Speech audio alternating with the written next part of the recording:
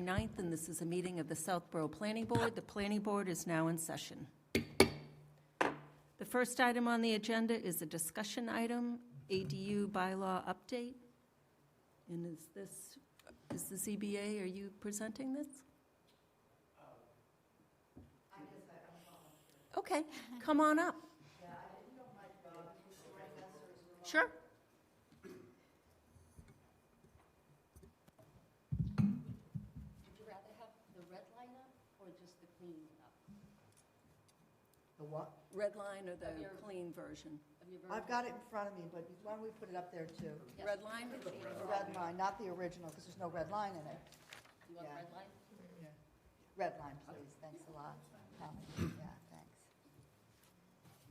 Does this just work? Do you want me to give a quick update? Yeah. It does. Sure. Okay, there's no problem. While you're getting ready, let me just give a quick update on where we're at, okay? Good, yeah. So on January 26th, we received a draft of the ADU bylaw update from the ZBA. On February 3rd, the Select Board discussed it at their meeting and referred it to the Planning Board on the next day, February 4th, which is required as part of the process. They have to refer it to us. They just referred it in consent. They didn't really discuss it. Okay, so they referred it. On February 5th, we did receive town council review comments on that. I'm hoping you got those too. You were in that loop. Town council had some comments. Yeah. Okay. And that brings us to this planning board meeting tonight. We're going to have one more meeting where it's still a discussion for timing to get it publicly advertised for a public hearing to hopefully open on March 9th. Just quickly also recap what I received here. So Marguerite Landry had submitted some questions she had to you guys directly about the word apartment. I think you resolved that previously. Yeah, maybe. Yeah, we'll look at it if it's in here tonight too. Let's see here. Next is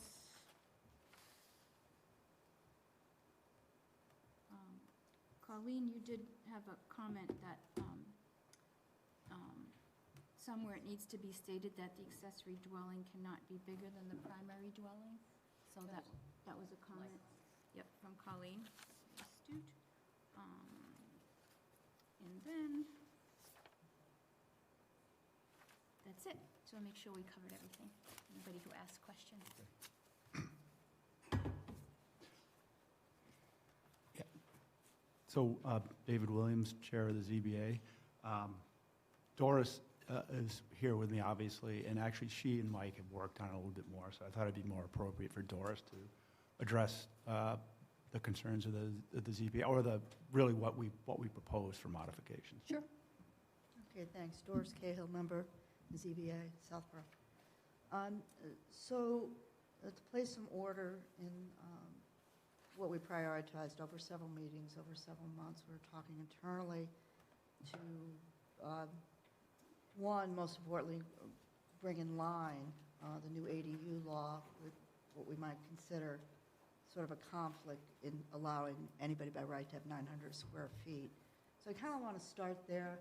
Karina, I'll answer, or is it Colleen, I'll answer that extra question about adding in verbiage, not bigger than. And we did not address some other items. We're just trying to focus on fairness. So the first section on 174-8.2, what we're trying to do here is the general law has this allowable 900 square feet by right, and this section is no larger than half the gross floor area of the principal dwelling unit, whichever smaller. So Mike Robbins had given a good example of one has a 1,000 square foot house, or to make it simple, that would be 500 square feet, and it seemed unfair to the 900 square feet. So that was an example of that.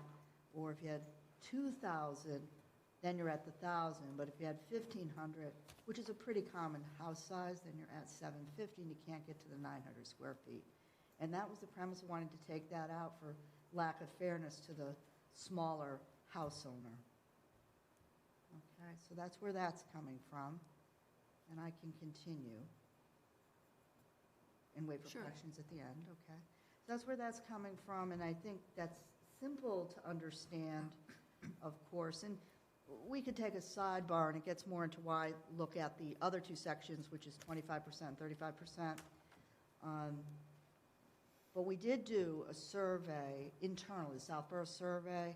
I can get that to you. Laura worked on that a bit for us.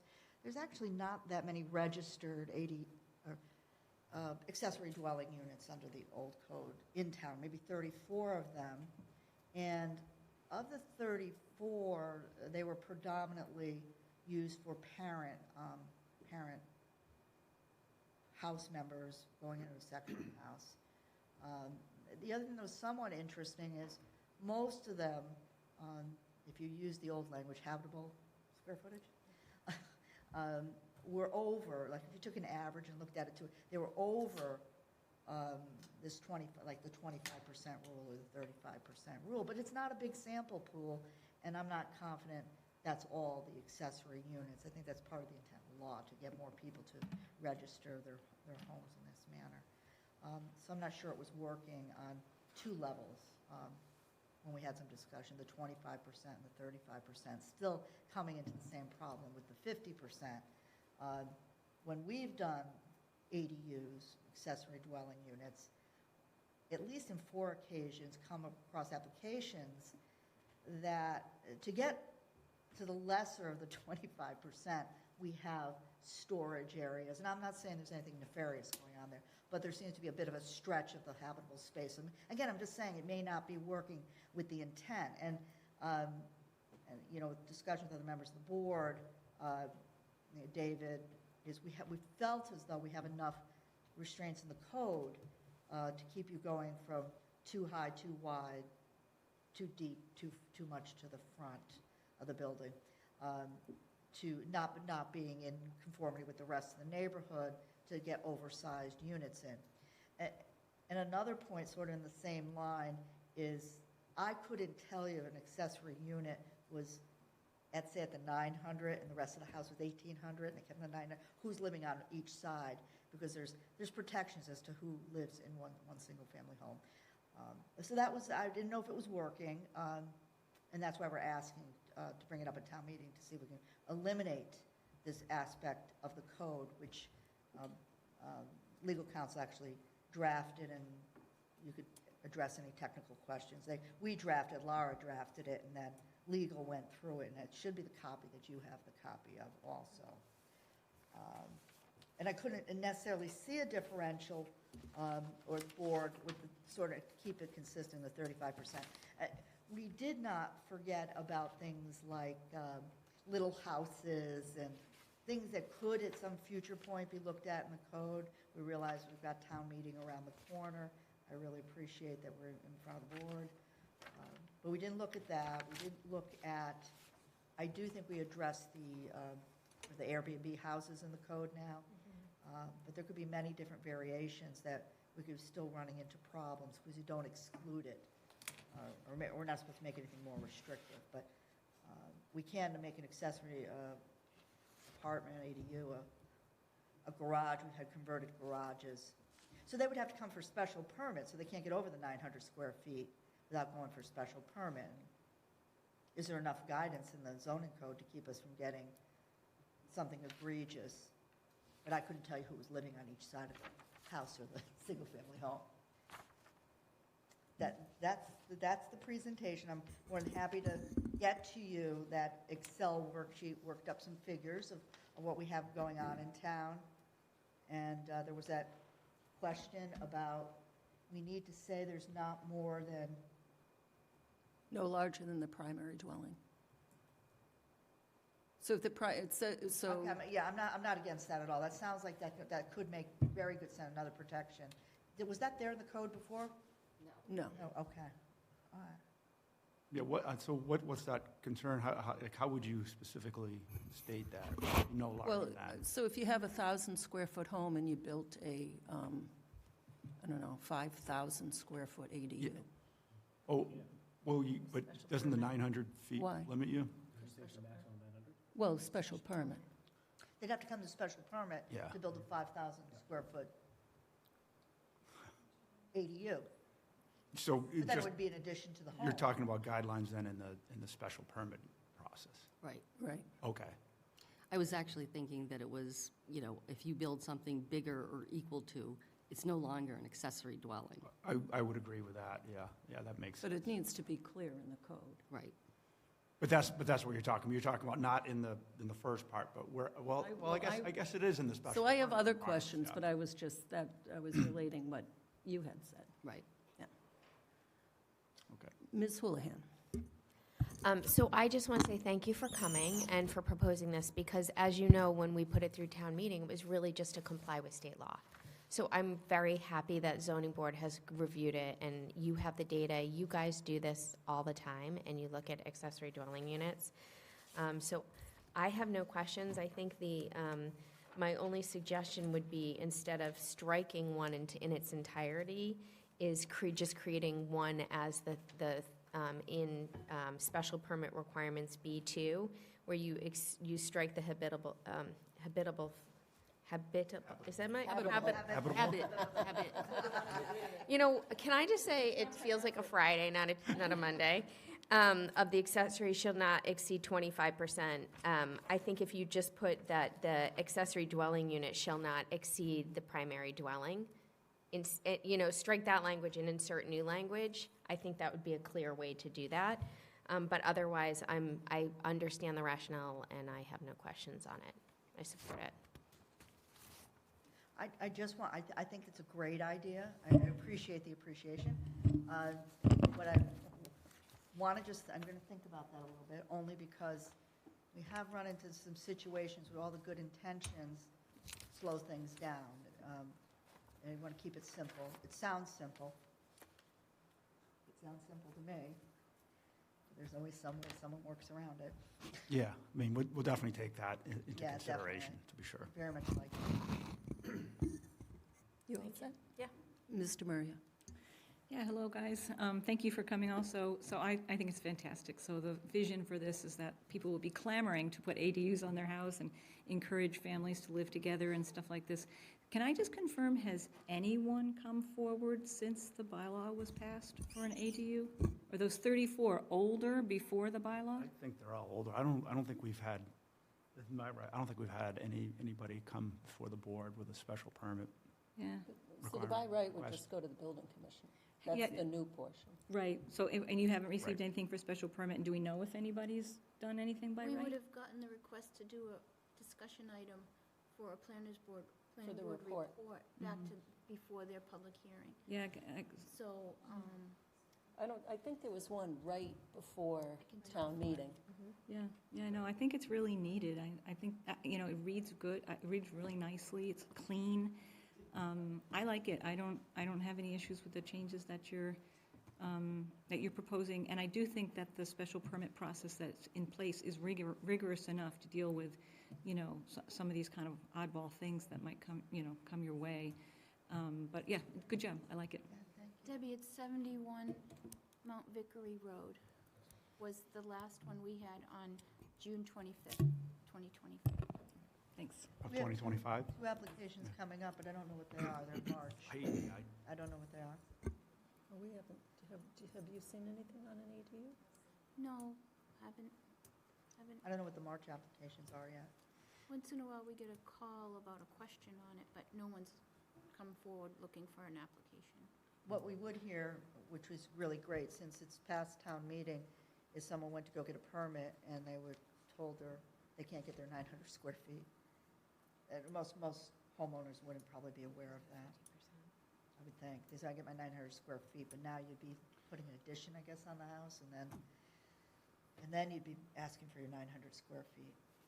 It would put a financial burden on. I'm really glad of the support so far, great. But, are you questioning, like, since that the code was updated, did anybody do something that met the code and therefore it just came through the building commission? We Exactly. don't know.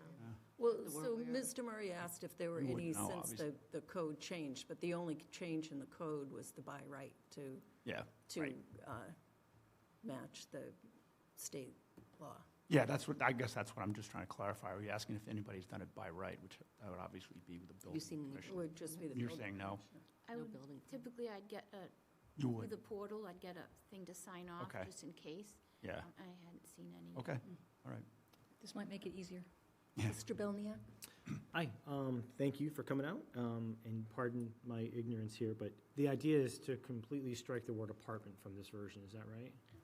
Well, I think that aligns better with the state code. Okay.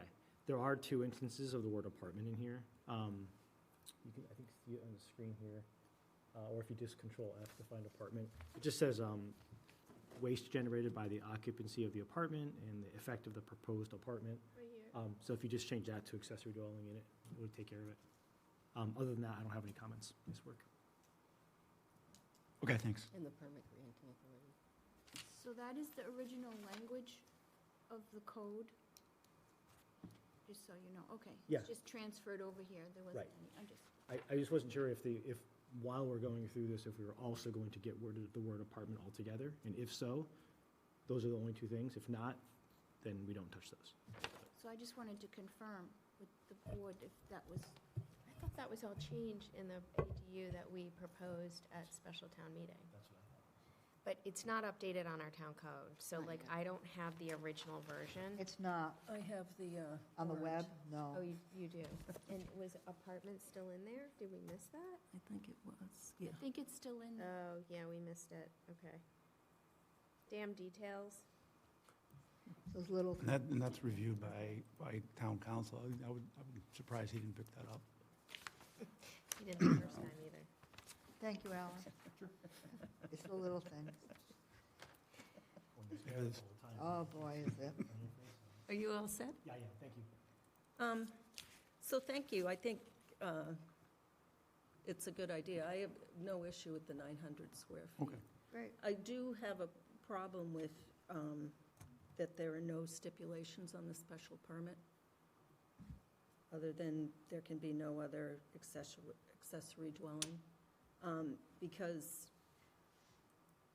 although special permits are discretionary, that discretion isn't unguided, and case law says there have to be, someone coming for a special permit needs to know what Criteria. those, what the criteria is.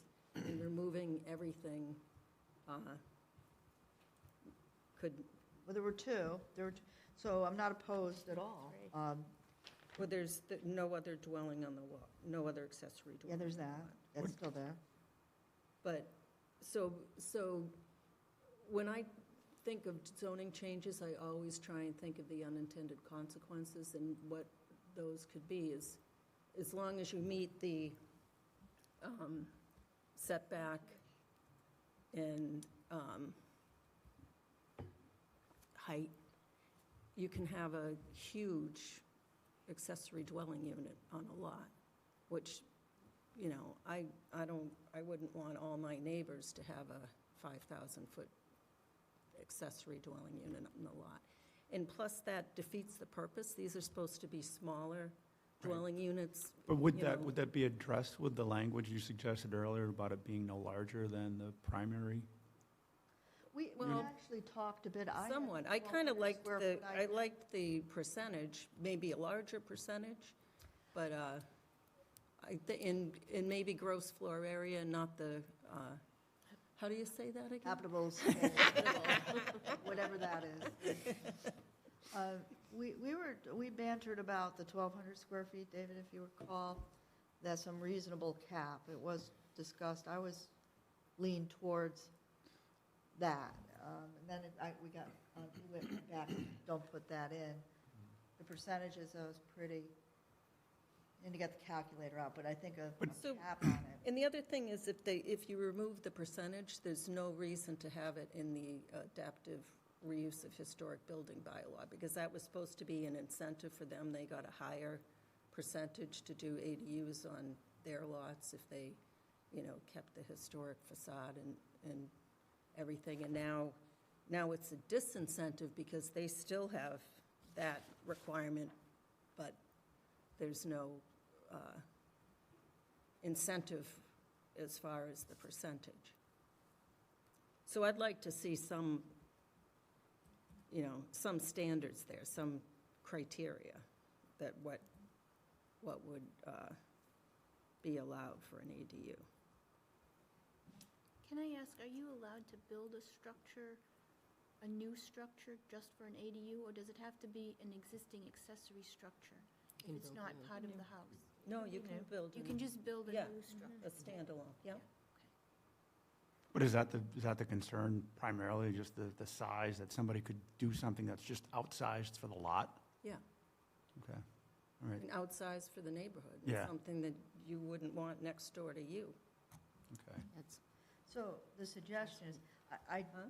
the suggestion is, and we're back to maybe choosing I like something as clear and concise as simple, because why would you want to build 2,000 or 4,000, another home on your lot, excuse me?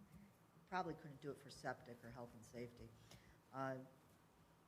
Maybe lean towards more, we have to go back to the board on it. 1,200 square feet.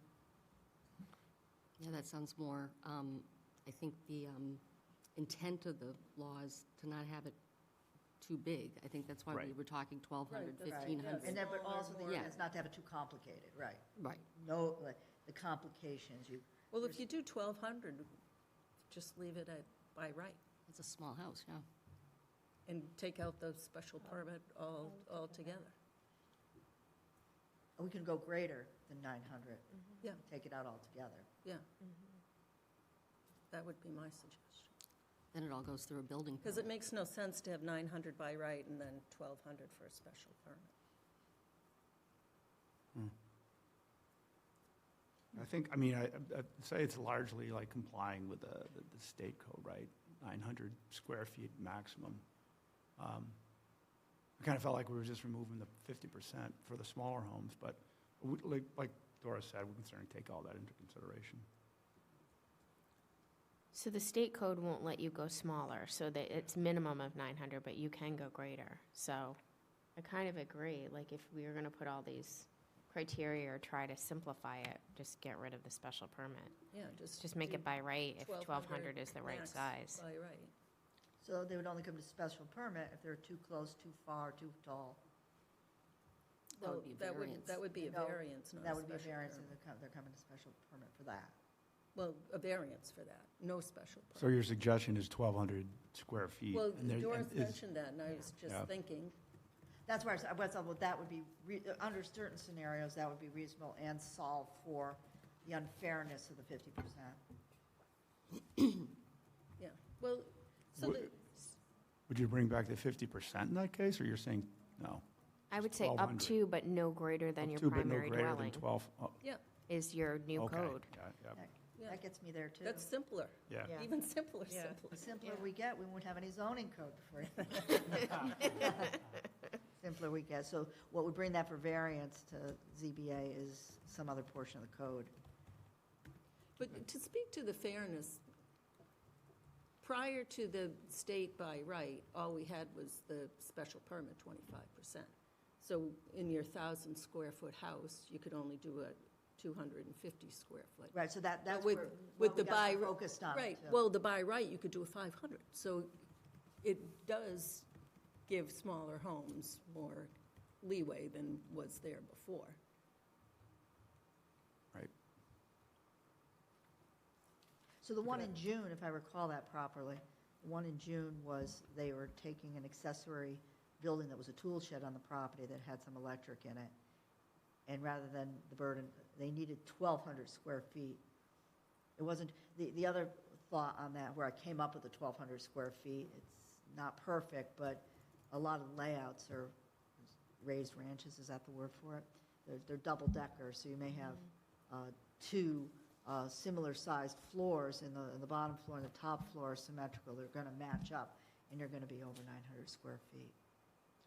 And you have a problem with that also, because now you got to construct to make it smaller, or make the laundry room not part of the 900 or I something. think the last one was, Was that the one with the building on I it? think they already had an ADU and they were adding an office or a Yes. living Something room about or- that It was, was an was office getting and them making an over ADU. this 900. And the size of the, don't get too far from the sizes of the 25% or 35% in the inventory that we know of in town is over the 25% is in relation to the ones that are out there. So they're, one way or the other, they're too big to begin with.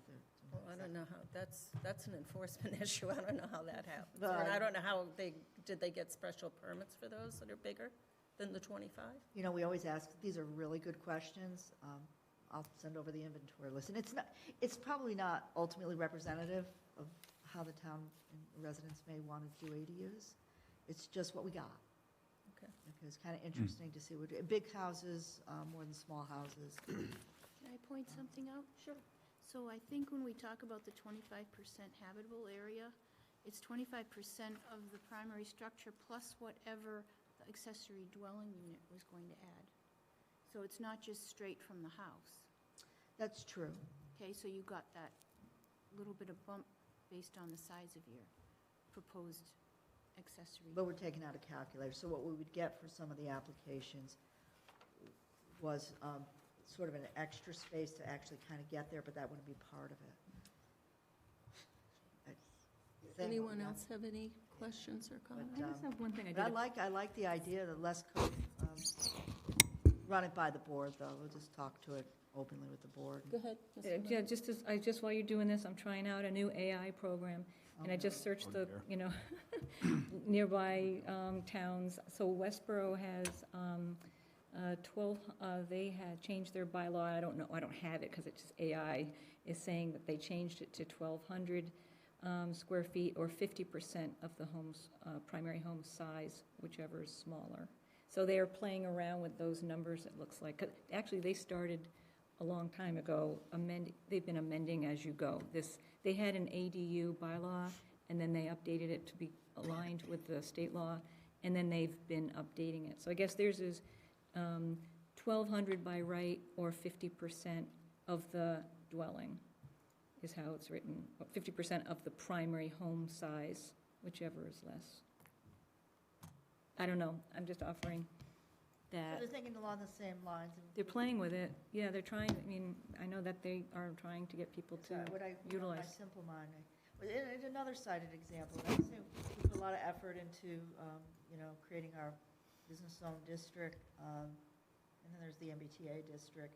And in both instances, not deliberately, there's be market influences that created a situation was it wasn't so easy to put tell me correct me if I'm wrong, the retail in because of the percentages in the code. Well, so Yeah, I'm not saying it's here's right. the thing. The reason those percentages were there is because the mixed use is by right, and we wanted actual mixed use and not a ATM machine as a business and then residential, because as you know, residential is easy to do and the business is not that easy to do. Of And course. when we spent the, what was it, 5 years doing the downtown business, least. Dawn? No, at least. Our zoning consultant said, mixed use is very difficult. It's very difficult to do. It doesn't work. So it's not easy to do. So that percentage is to make sure we get some commercial. And he So the- couldn't make the The commercial, really good. he wanted to do more residential Yeah, than Of commercial. course, because that's economically makes sense. But the really great news is like, do you put the people there, and then that creates the commercial? So it's always going to be zoned that way, and it wouldn't surprise me to flip it in 10 years if we can get, if the density goes in that area, because then it's more viable for someone to put the business in. But I'm glad it's there, and then I'm not glad it's there. Kind of thing. Yes. Good answer. I'm not saying it's right, I'm not saying it's wrong, I'm just saying, Well, it was to incent the commercial. And that- It's hard. It's a difficult, because the whole, when you started, the whole economic situation changed, which is common also. Anything else? Thank you. All right, thank you. Thank you. So we'll hear back from you before our next meeting? Yeah, you're 2 weeks from I tonight, do have a correct? question, I do have a question. Hearing We Just do have a in meeting. March. When we go back. We have a are you- discussion this week. So. So, just so I really would like to see something pass, and it seems like we have a newer consensus, so if we come back and we're just down to take this out of the code and make it 1,200, maybe no percentage, I don't know, I gotta go take it back to the other people. Are we on the right track? I wouldn't want to, I'm really hoping to meet the town meeting, not be back and forth and back and forth. I think the simpler, the better. Mhm. Yeah, do we get a simpler the better? 'Cause that's Simpler the message I better. want to bring back, 'cause I Totally. like the idea, I really do like the idea. Simpler's better. Yeah, we'll work towards that. Work Right. towards that, then. Thank you. Great. Thank you. Thanks a Thank lot you for the having work us. you did on this, appreciate it. Yeah. Our public hearing is March 9th on this? But we're discussing it again at the next meeting. Okay, so okay, so I don't need to make a motion then for the discussion. No. No, no, no. We have, Thank you. we'll be Thank you. putting in, if Thank it you. all goes well, we'll put a legal ad into the paper for the public hearing on the 18th, because it takes about 2.5 weeks to get there for the public. We meet on notice. Wednesday, right? Yeah, we It's need- on our agenda. ZBA is meeting on the This week. 11th. This week. yeah, this week, yeah. Okay. School week's the 18th Yeah. or something. And it's, we don't have much real, like hearing-wise, we have really nothing, so we should be able to devote some time to this. So, okay. So we'll be Okay, here. great. Thank you very much. Thank you. Have a good night. Thank you. The next item on the agenda is a discussion item, Tricentennial Committee signs. Do you have an update for us? I do, while everyone's getting ready.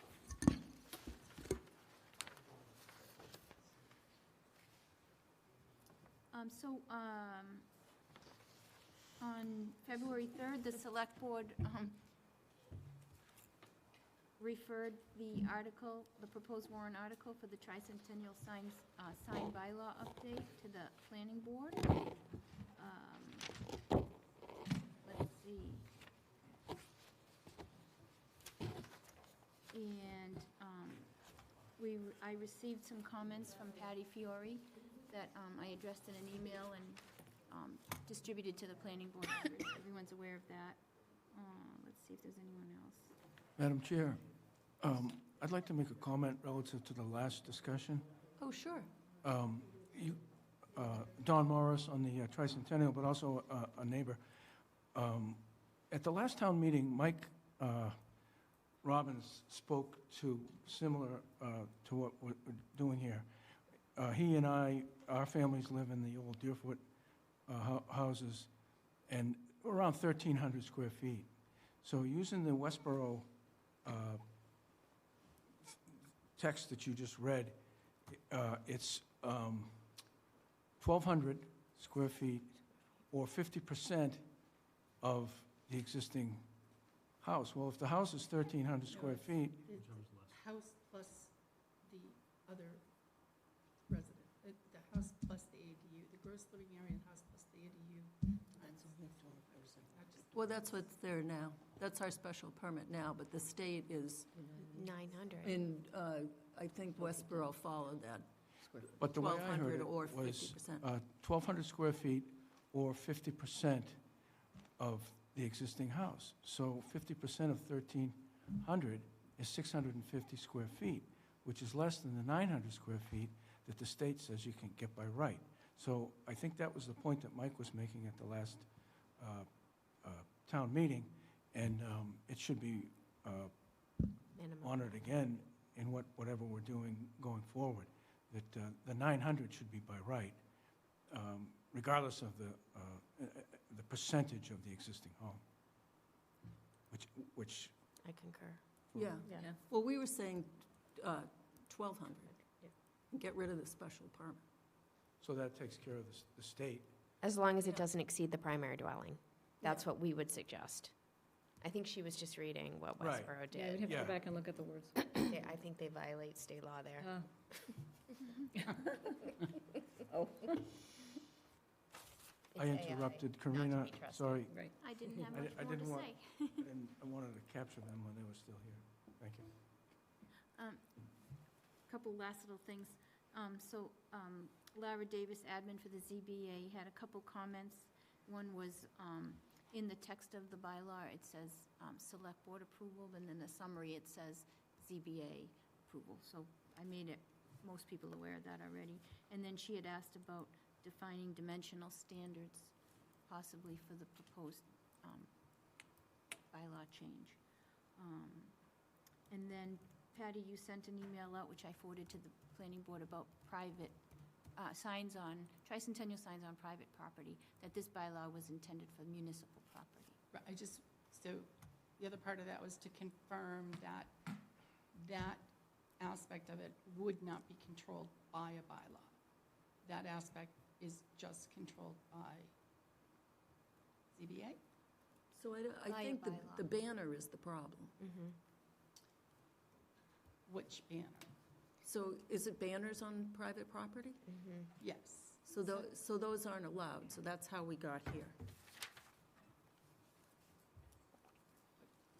So then we're not really solving the whole problem, right?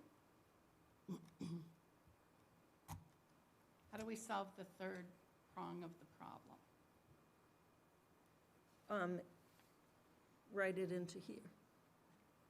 That's what I originally had in here.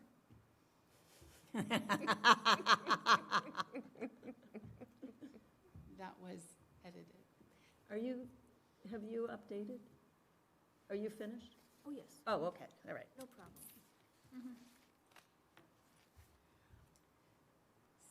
So this, I think, is very, Do you want to Succinct. introduce yourself? Yeah, can you introduce oh, yourself? sorry. Patricia Burns-Fiore, 10 Winter Street, Vice Chair of the Tricentennial Committee, and Don Morris is our chair. This started with the discussion. 40-year member of the planning board, 20 as Sorry, chair. what? 40-year member of the planning board, 20 as chair. So this started as a discussion with Dawn and myself and two representatives from the Friends of Southborough 300, Inc., which is the 501c3 that is handling the fundraising for the Tricentennial. And we came up with this idea to do banners for three purposes.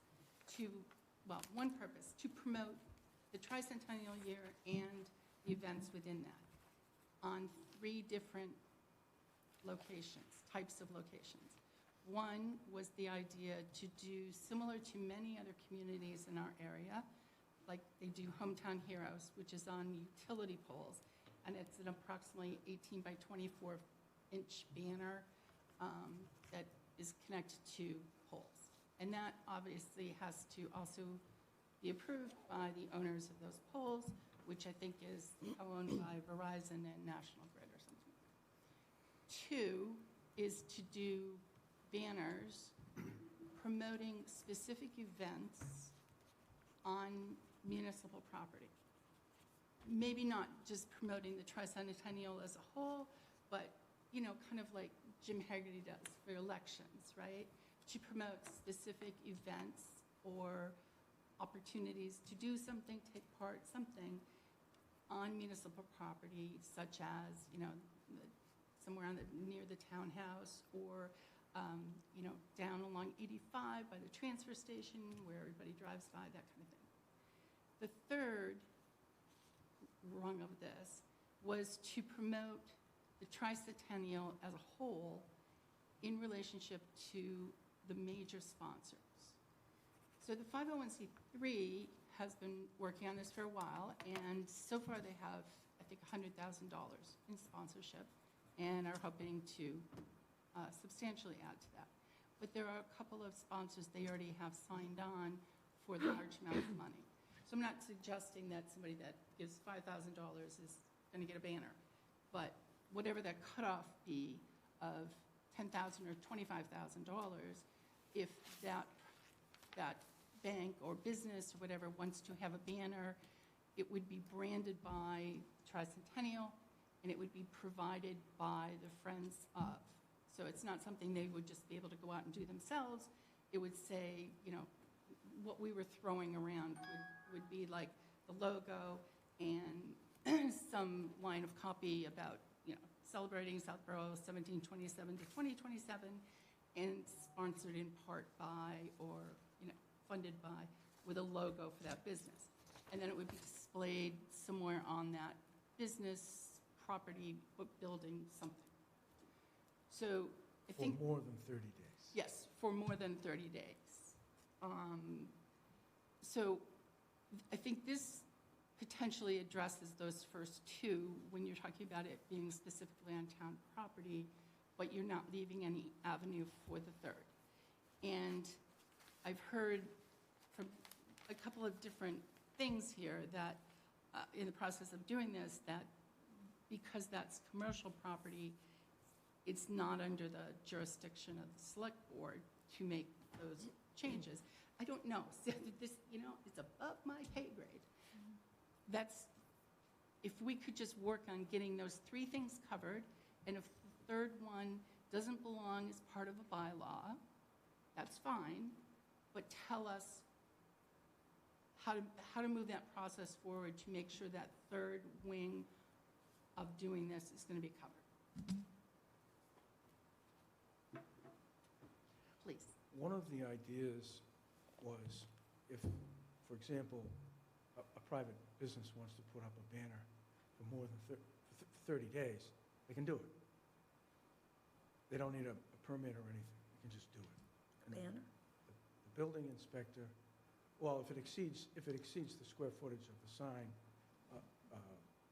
of the signs allowed on that, like on Route 9 or downtown. I think banners aren't allowed.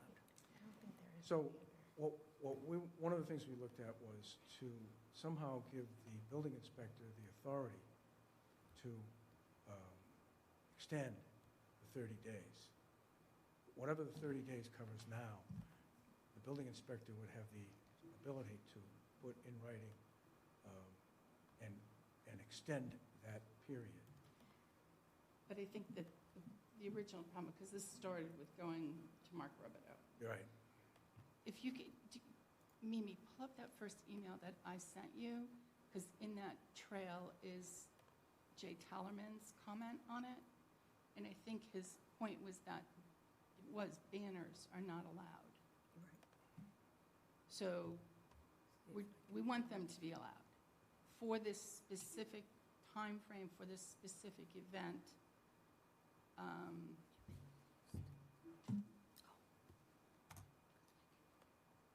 do you want me to look it up?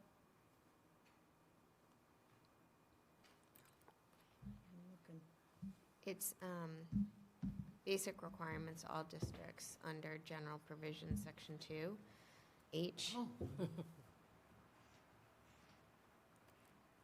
Banners, pennants, streamers, ribbons, spinners, and other moving, fluttering, revolving, or changing devices and string of lights should not be used as signs or parts thereof, provided that lights may be used as part of a religious celebration not connected to commercial promotion, and further provided that banners or similar devices may be used for temporary political signs. It's really all it says about banners. So Jay Talman said the government sign doesn't appear to be a good fit, and in any event, banners seem to be prohibited. Right. I mean, it wasn't a lengthy No. discussion. Right. Somehow. So why don't you? So I think we can have, so the select board have agreed to approve at least the ones on the poles, is that true? Yeah, so I would just have them, like, I would specifically mention the tricentennial, like this comes from the tricentennial committee and is in relation to the tricentennial, correct?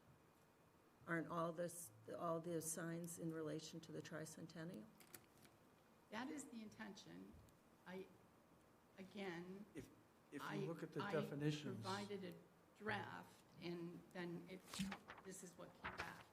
So I'm not sure why a lot of that was left out. Oh, did I see a draft? Mm-mm. I don't think I saw that. I don't think I saw the good draft. If you Well, go- if you go into the sign bylaw and definitions, Yep. and temporary sign, or, I don't have it in front of me, but the word event was the thing that raised a little concern, because an election is an event. It's not a tricentennial. Correct. Tricentennial is an event, but so is an election. But the purpose of this is just to cover the tricentennial, isn't it? Right, but that's not what we have now. So if we're able to just limit it to the tricentennial related information, that may help.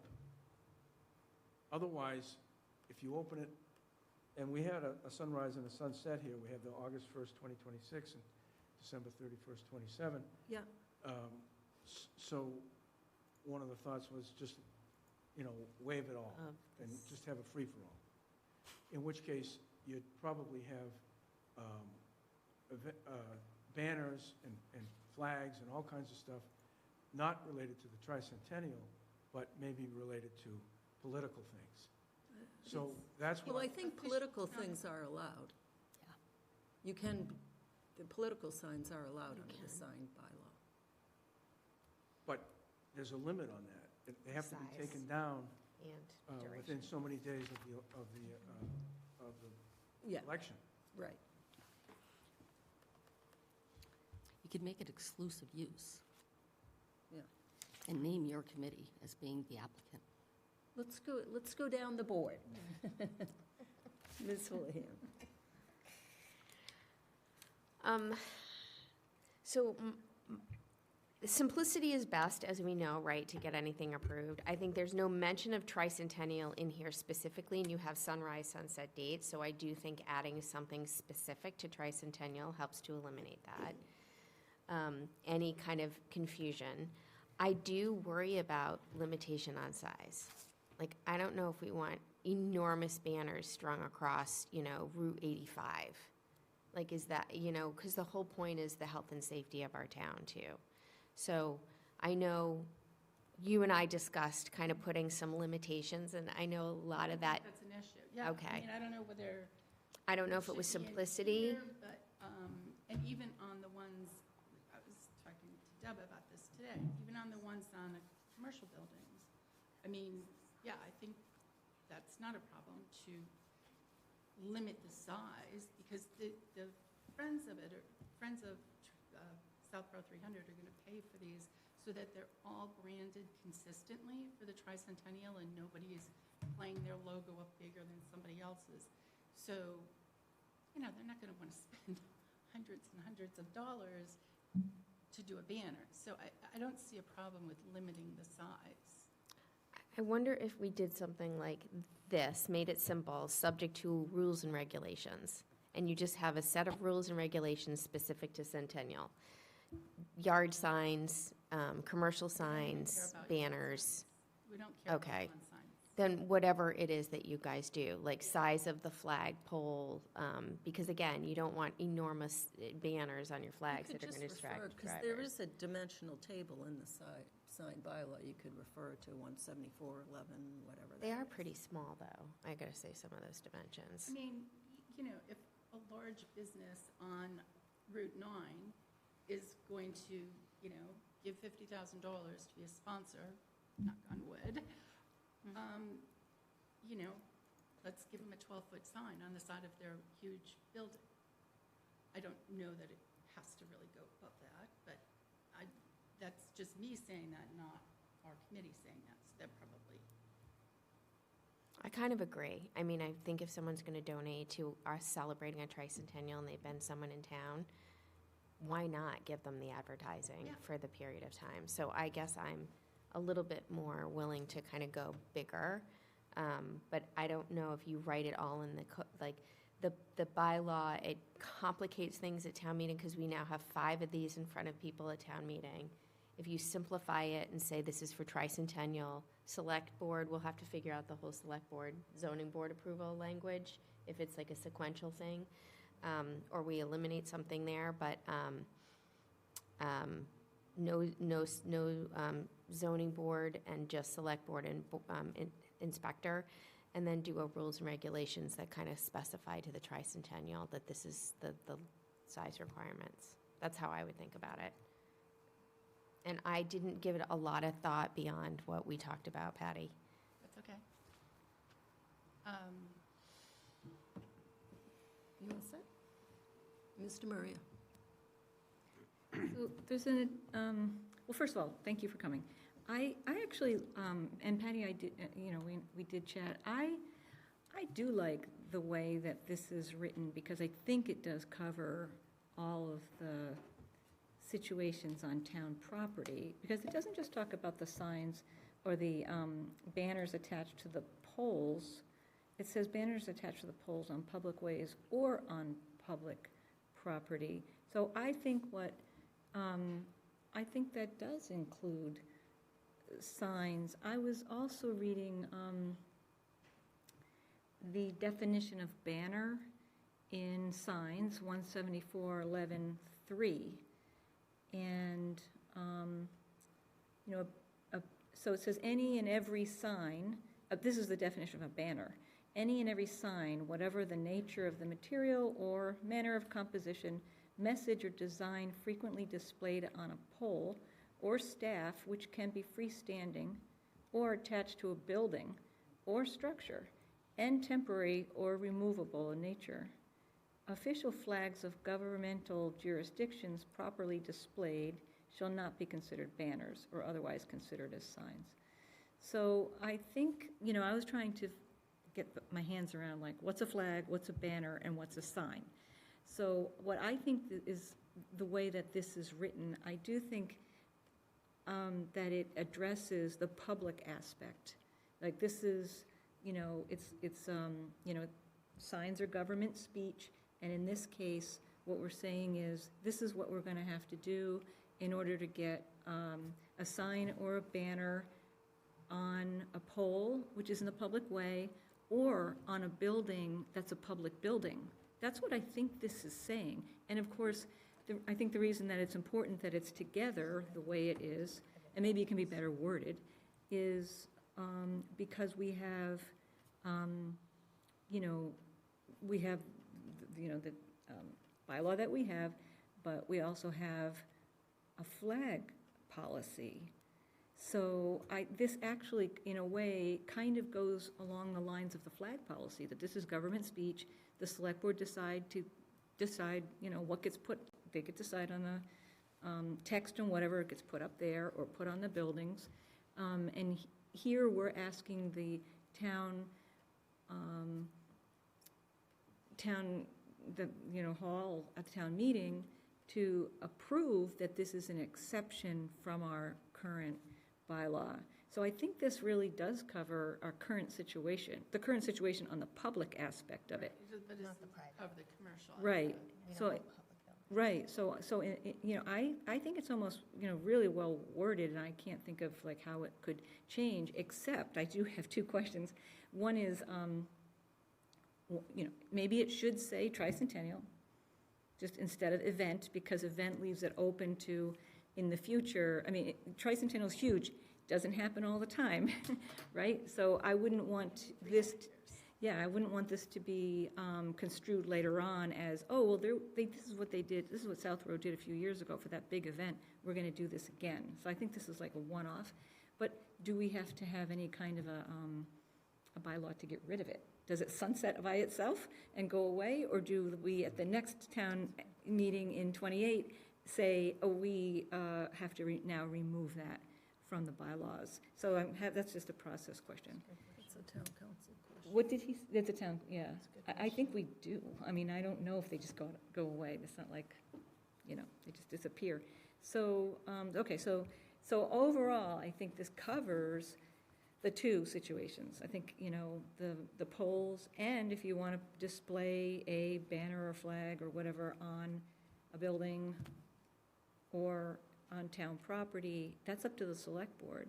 But the body, yeah. Commercial building? But so commercial, I think, is different. Commercial, I think, is, I think it has, I don't know, I'm not 100% sure. I thought it was the ZBA. I thought it would have to be maybe the ZBA, Well, so now. with input from the planning board. It's a new Is it- bylaw. But You can this do whatever isn't. you want. Oh, well, I see, if you want to add a piece to it, you want to add something to this to say, if it's a sign That would on be private. ideal, if we Comprehensive. could have one bylaw Simple. that Yeah. just knocks it all out and solves the problem. Okay, so where you have signs requiring approval from the select board on town property. You'd have another one that says signs There was requiring an original draft of this that, something on commercial property. let me just find the original draft from,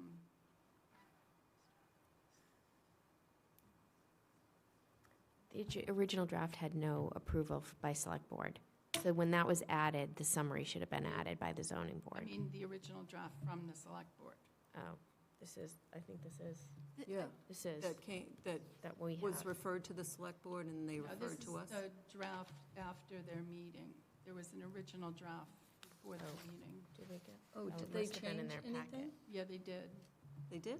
Did they talk about it?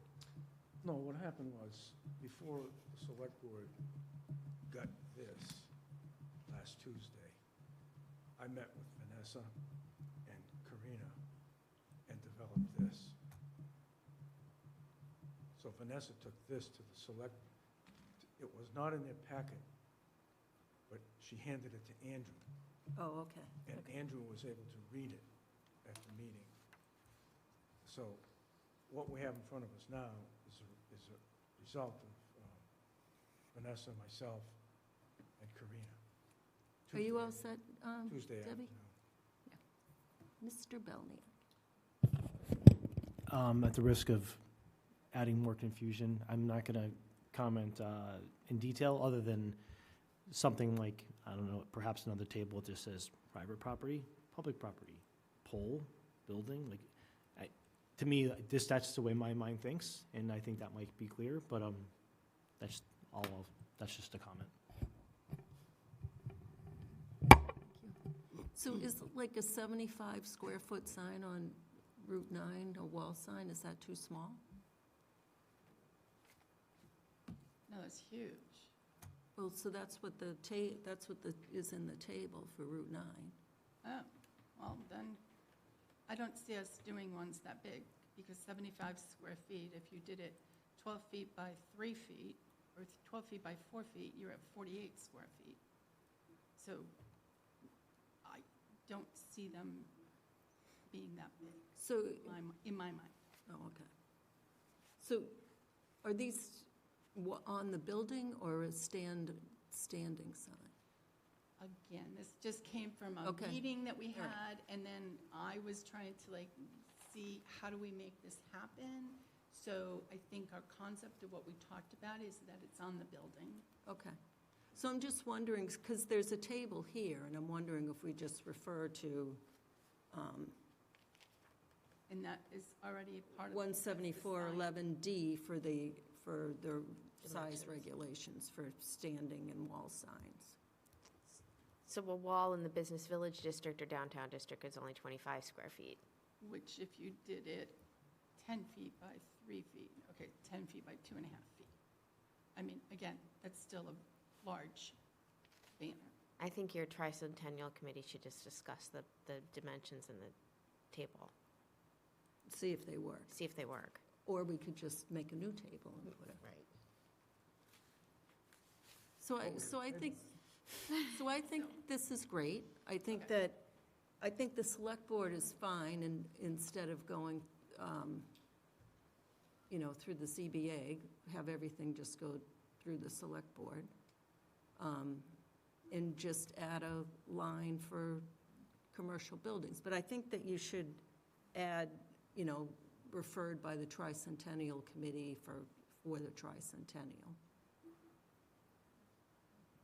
So if they come up with, if the dimensions are within the table, then the table wouldn't really even need to be in the bylaw. No, you could refer to this, if these work, I don't know, if it's big enough, or Could you just tell me where in the bylaws to find that? 17411D, sign regulations. And they're all there's awning and temporary, but I think you're talking mostly about standing and, I mean, wall honestly, signs. my opinion, and this is only my personal opinion, but since I'm the one that's probably going to do the branding on these, I think that we make it easy and stick within whatever guidelines are already set and just say, we have no need to make them any bigger than that, and they're most likely going to be smaller. So actually, each of these categories, Mimi, has a temporary category. I think this would be a temporary. So like, I don't think this. No, this is different. Temporary is only 30 days. There's a definition for temporary. Okay, so, I think just a cutout for the tricentennial for standing and walk signs for this time period that's in here, and ask town council on how to sunset this bylaw. Those are my only. And add the private, the And private add the- We buildings, need to add just like one commercial line property, to somehow include commercial property. commercial property. But also, I mean, again, these are only going to be the ones, it's only for the higher-end sponsors. It's Yeah, not- refer to the select board by the tricentennial Okay. committee. Yeah. Or Well, Or the Friends of 300, I don't know how Yeah, that works. right. well, you're limiting this to commercial? No, Just heard that word. Private, so commercial or. That's for you private guys to property do and then come back. non-public. Private so the property commercial, so this already of sponsors. lists polls and public property. So you're saying if somebody personally donates $25,000 and they want a banner that's 12 feet wide on their front lawn, we should be able to do that? What I was thinking was, we have commercial zones and we have an industrial zone. So if somebody in an industrial zone wants to put up a banner, it doesn't say that. If this says commercial, Oh, I see what you're saying. So can we just say private property and versus could- public property? Couldn't you just say in all districts, non-residential districts? Yeah, how's that? it's fine. In all non-residential districts? And then, back, we said, that first sentence, in conjunction with official town events, we're going to get rid of, or we're going to insert the word tricentennial after the word town, with official town tricentennial events. That would be my, That's our recommendation. I mean, do you have a problem with it? I don't have a problem with that because this is the purpose of this and we don't need it to be necessarily expanded beyond this, right? No, I'm fine, but now that I'm thinking, if we say official, if we just said official tricentennial events as opposed to official town tricentennial events, like, there may be I don't know, well, like the Fireman's Muster, that's a tricentennial event, but it's being funded by Falcone Energy. oh, so No, it's being- tricentennial It's events being, is fine. no, it's being funded by the Friends of the 501c3 and the sponsor is Falcone Energy. I would just take out town. I would just Yeah. say official tricentennial of Yeah. Southborough tricentennial events and ceremonies. That's my suggestion. Do we need Yes. to word- Yes, Do we need to keep the word official? Probably. I would. Official Southborough tricentennial events and ceremonies.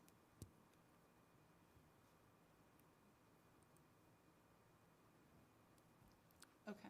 And then the question on sunset. Yeah, that's a town council. Mimi, just for the record, in which section of the bylaw is the definition of temporary? 30 days? We're just looking for that.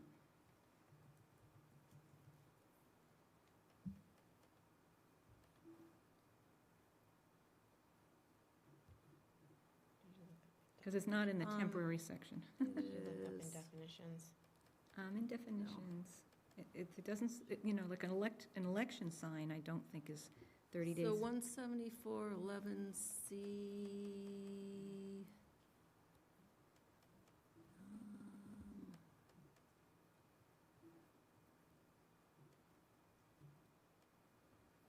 I know it's there, I saw it too. Yeah, just trying to I'm find just doing a find.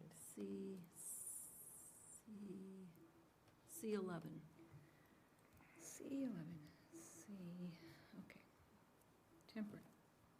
C11, temporary signs. Okay, shall not be maintained for more than a 30-day period, except as otherwise specifically provided below, as determined by the building inspector, unless proper signed permits have been obtained. So you can have a for sale or lease sign for as long as something's for sale or for lease. And then they have to come down. That's the other than the 30 days. Okay, because I think these are temporary signs, but they're asking for them longer than 30 days. I mean, they're not permanent, they're not intended to be permanent at all. No, well, No, it there's says a right date, in the there's a bylaw, sunrise they and a all have to sunset be date. down by January 31, 2028. Right, so when you look at the dimensional table in 17411, that these should be, these are temporary. We're not saying they're temporary. They are, but it does say they're But temporary. can't you use the dimensional table for other things than just as a reference? Well, I don't know what temporary means in that context, but like, for example, the bylaw says it's a temporary banner, a flag, right? It's temporary. So when you look at the table of and the sign regulations, and you look at the size, the height, and the maximum area and stuff like this, I would look to temporary, but temporary is much, much smaller. It's not, for example, the example that Marnie gave of a standing sign in the highway business district is 75 square feet, but under the temporary category in highway business, it's 25 square feet, which still might be okay for what you're looking for. But, so this is a carve-out for just the tricentennial, Right, and they're looking for wall and standing signs for this period of time. which is temporary. It's not temporary. But- Temporary is defined as 30 days. Or But this is by the separate. building commissioner. Yeah, I think. But you can't say it's temporary, but it's not temporary, I don't think. Well, because temporary is defined as something different than what this is. Okay, so the meaning of temporary in the bylaw is not the same as the meaning of the bylaw. So the temporary it's a year, right, plus in The the, word temporary isn't in here. it's not in the, No, No. there's a sunrise and a sunset, but there's no use of the word temporary. okay. I think you're okay. Okay, so there's no temporary, all right, I'm sorry about that. The sign, banners, Okay, so be we're back allowed. to- Okay, So we're back to where we were. Anyone else? Let me look at the attendees. So this is us that make these ads? Or we go back to the select board to make these No. changes? No. Do you want me to write something up and send it to you? I think you want to run it by the Tricentennial Committee. Yeah, we have a meeting Wednesday night. Oh, okay. Whatever the committee agrees to would be submitted to Vanessa, and then she would take it to the appropriate places. Which is right. But what I'm asking is, because this is a select board They've article, referred it to us. or is it your article? They referred it to us for a So that means hearing. it's your article? Okay. So that means it doesn't go back to the select board? At some point. Okay. No? So it really is No, like, the warrant will say that it's a select board article. Okay. Right, it stays sponsored. But they referred by- it to us for hearing, so until it's hammered out. Yeah, I because would it's think- zoning. Yeah. Yeah. but, so she's saying, no, it doesn't go back to Vanessa until it's decided, I think, is what you're saying. So it's kind of your obligation to get it to the right state for the public hearing process. Us? Yes. Okay, that's fine. Yeah, which could happen Wednesday night. Correct. Okay. Okay. So, let's say the committee votes for something to move forward. That next step, the committee would then, as probably in me, would hand it to Vanessa. No, you give it back Comes to us. them, because it has to have a public hearing. I understand that. I'm talking about, maybe I'm old-fashioned, because I'm thinking of a piece of paper. But the way we discussed it, the way this thing has been going is, virtually everything that the committee does goes through Vanessa. Okay, fine, as long as we get it back for the And then you guys should give it to you 23rd or whatever. instantaneously. Should give it to the select board, probably should get it to town council.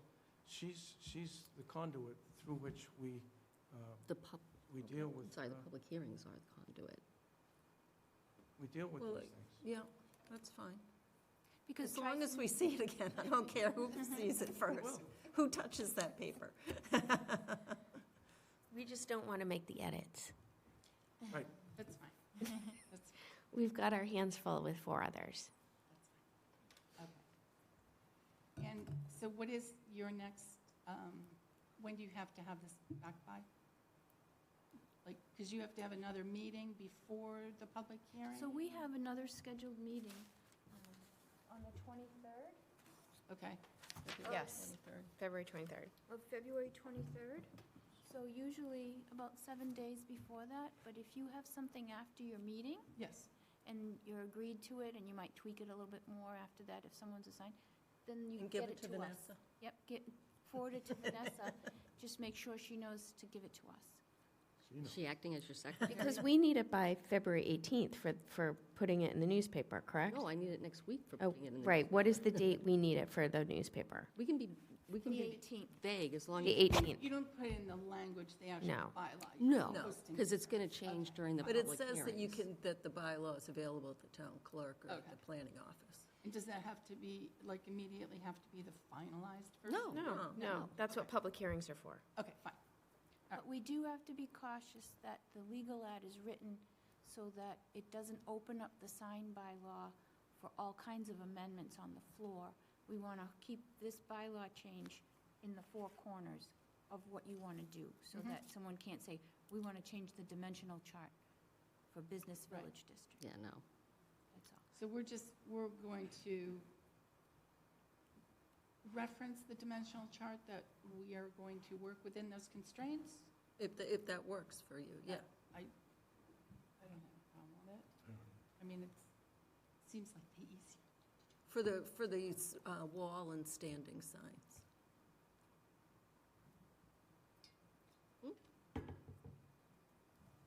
Okay. And then just add in the one line about non-residential districts. Yeah. Will the planning board have a banner? Oh, we'll Would you like see to if our fund it? budget has $25,000 in it to donate.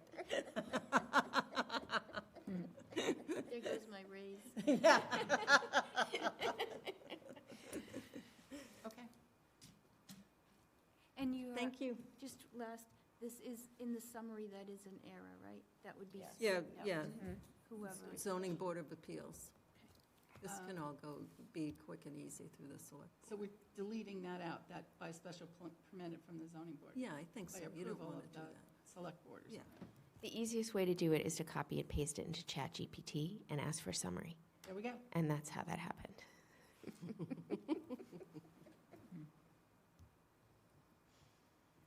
Okay. Not a problem. No, I appreciate you all being in favor of this and backing this and willing to make it happen. I think just the promotional value, the tricentennial, and, the consistent branding that we can structure by doing it this way will be great for the town. Awesome, thank you very much. Glad you caught it early. Thank you. Nice to see you, Dawn. Yes, Are you sad? Do you want to be back over here? I really feel great because I can go there's a home. chair at the end. I can go home now. Yep, Thanks, Thank you. guys. thank you. Next item on the agenda is a public hearing, 352 Turnpike Road, Disability Assistance and Vocational Education, Inc., major site plan approval for a change of use. You want to bring us up to date, Karina? Yes.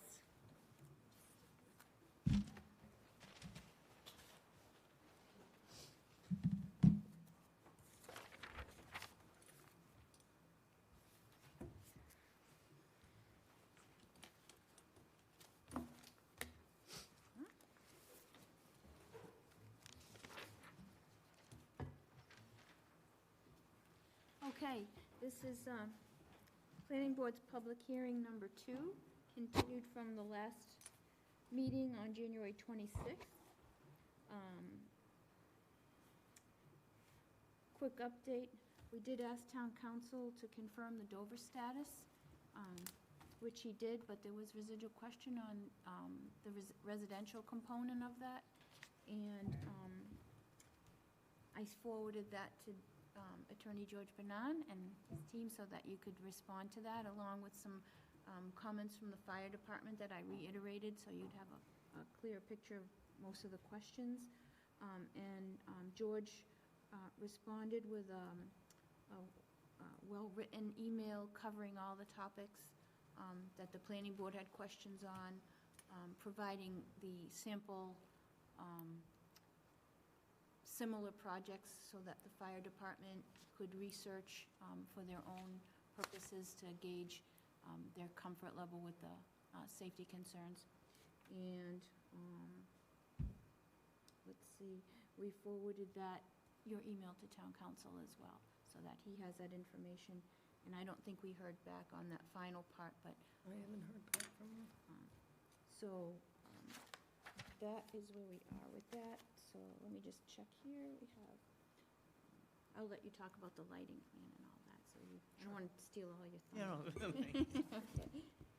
Are you all set? We're waiting to hear from the building department too on the parking. I know you had submitted a question to them. I did, if I may say, I don't know if it's really an outstanding item. I think parking is one of the more non-issues in this site plan application, but yeah, I could reach back out to Commissioner Robidoux and ask him to chime in on the parking if the board would like me to. Okay, and then we did receive previously, which I think we got on the last meeting, the Board of Health had, the system meets the capacity for the proposed use. Yeah. Okay. Good evening. Good evening. Thank you for your very detailed email. I'm glad. Really, really appreciate it. Good. So I guess I'll reiterate some of the stuff Karina just said and touch upon some other things. So I guess I'll start with the lighting plan. It is in the works, and the reason why it's taking a little longer than a typical plan would take is because we didn't really have any specs on the existing lighting out there. So we literally had to go, we went out and we surveyed the site ourselves. We flipped it over to a lighting engineer, but he needed the make and model of the existing lights. We actually had to get a boom, or boon, whatever it's called, and literally take one of the lights out and look at the make and models. So that's with the lighting engineer now. I do expect it to be ready in a week or so. It might not be ready 7 days in advance of the next hearing, but as soon as I get it, I'll flip it over to the planning board, and maybe specifically you, Marnie, if that's what you'd like. Yeah. And we can look at that. I know one of the questions are, I guess, the general sentiment last time was there were questions about the charity and the nonprofit, and I hope my email was clear enough. And the thing I was trying to drive home was, this isn't the first one of these. There are several, and we're not trying to reinvent the wheel, but kind of do it our way. So I hope that answered that question, specifically to our curriculum, and I hope it answered Jay's question. I guess we'll wait to hear from Jay.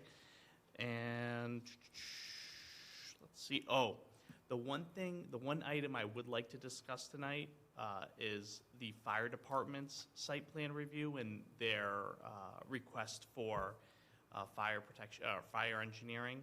And I do want to drive home the point that there is significant cost with these plans, and I would really like to condition the approval upon those plans being issued during the building permit process, because we don't necessarily want to invest the money now only for a site plan application to get rejected. So that would be my one request right now. And I guess with that, I think I'll turn it over to the board. Okay, thank you. Ms. Houlihan? I echo Ms. Latrell's appreciation for the letter. I think it was really nice, really detailed. This is exactly what we love, and I'm very happy to have received it because it gave me the opportunity to review it. I knew the lighting plan wouldn't be ready. I'm ready when it comes. I'll review it. I'll do what I can to make sure that it'll be ready for our next meeting, and I have my perspective on it. I'll make, give you my word on that. So the planning board has my perspective as the residential lighting expert. Relative to the fire approval, so we normally do get the fire request. I guess that's a conversation, but I think if the site plan achieves all the goals, and understanding that it's cost prohibitive, I'd be fine to condition that unless I'm educated, because I've never had that request come through before, if there's, any liability on our side to condition a plan with that. But otherwise, I think it would make sense. Great. Thank you. Thank you. Mr. Murray? Hi, George, good to see you. I don't have any questions for you tonight. I just wanted to say thank you also. I think it's a really nice project for change in use, and it's, I would welcome something like this in Southborough, so thank you. Thank you. Mr. Belknap? Nothing additional. Debbie said everything I was going to say. Thank you. Yeah, thank you. Very detailed on the work of the charity. It's very exciting and a very worthy cause. I'm not an attorney, but I'm pretty sure that Jay will be fine with that. He just wanted some detail on how that, Of course. on how that worked. I'd be fine with conditioning that if it's okay with the fire department. I'd just run it by the chief or the lieutenant or whoever Okay, does that. If they're okay with that, I'm fine with it. okay. Is that the rest of the board? And then the lighting plan. Is there any way for us to find out if these can be used, count towards our SHI, or will the Department of Mental Health speak to us, or no? Well, it was on my list to contact my contact at EOHLC. Oh, EOHLC. There's a woman there that I used to talk to when it was DHCD, whenever we had subsidized housing, and she's the one who told me about if there are confidential sites that the certification goes through them and around, and then we get told. So that's on my list to do. If you have a contact there and you can find out, that's helpful, but Unfortunately, I don't. I did do some preliminary research, which I think I wrote into my Yeah, email. yeah. And there are several parameters or avenues to have these units allocated towards the town's SHI, but we would need to talk to someone over at EOHLC. So Yeah. I just don't have the answer for it, and I can't Right, promise yeah. anything. But Karina, if you do that, and there's a way for us to mold our project so that so these units do go towards the town's SHI, please let me know. I'm happy to do it. Or at least discuss it with our principal. Yeah, yeah, so I'll look at the SHI eligibility information in the current guidelines for that, and I'll contact my contact person there. If I email them, I'll copy you. Great. So they know you're the one who's interested as well. Awesome. I hope to do that tomorrow. I'll try Okay, to do it great. tomorrow. and I had nothing else. Anyone else have any questions? Any questions online? No hands raised. Wow. Could this be a record, George? I don't know. We're breaking records every time I come here. Just I know, getting, it's going to be so fast now. You're getting so good, that's why. I credit it to Karina's guidance. Oh, thank you, Julie. I make a motion to continue the public hearing for 352 Turnpike Road. Like I said, it feels like a Friday instead of a Monday. Disability Assistance and Vocational Education Incorporated Major Site Plan Approval Change of Use to 6:45 PM on February 23rd, 2026. Do we want to keep that time? I second. Is that okay? Yeah. 6:45. I have a motion and a second. Any further discussion? Seeing none, all in favor, Latrell, yes? Houlihan, yes? Demiria, yes. Belniak, yes. Thank Thank you, you. everyone. Have a good night. Thanks. You too. And just so you know, Lisa Brashear was absent today. We'll get her the Mullins form so that she can catch up, Great. because this will be the only one she missed so far. All right. Thank you. Thank you, Good everyone. night. The next item on the agenda is a public hearing, Industrial Park Expanded Uses. Marnie, thank you so much for all the work on this. Do you have anything? She has to read the public hearing notice. Oh, that's right, you have to read the notice. I have to read the notice. I didn't miss the other ones, right? No. Thank you for telling me that.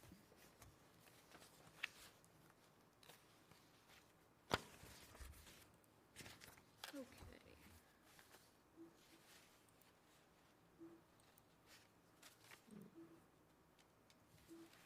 Here it is. Okay.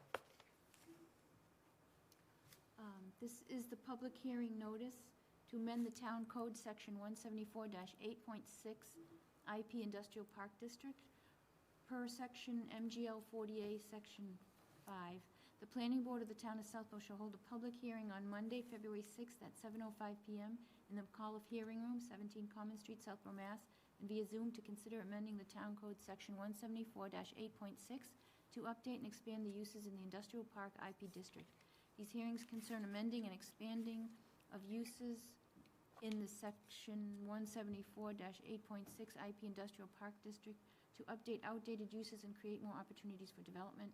A copy of the proposed zoning amendment may be viewed at the planning office at the Southborough Townhouse during normal business hours or on the planning board agenda center at www.southborough.ma.gov/agenda center/planning-board-29. Any person wishing to be heard on the proposed zoning amendment should appear at the time and place designated or join virtually at the following link, www.southborough.ma.gov/674/virtual-meetings. Planning Board Chair, Mimi Luchuk. Thank you. Okay, quick update. Yeah. All right.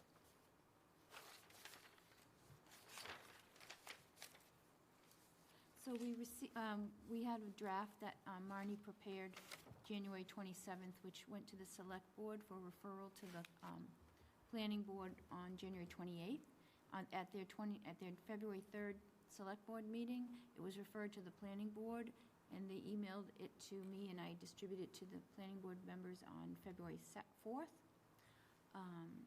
Little backtracking here.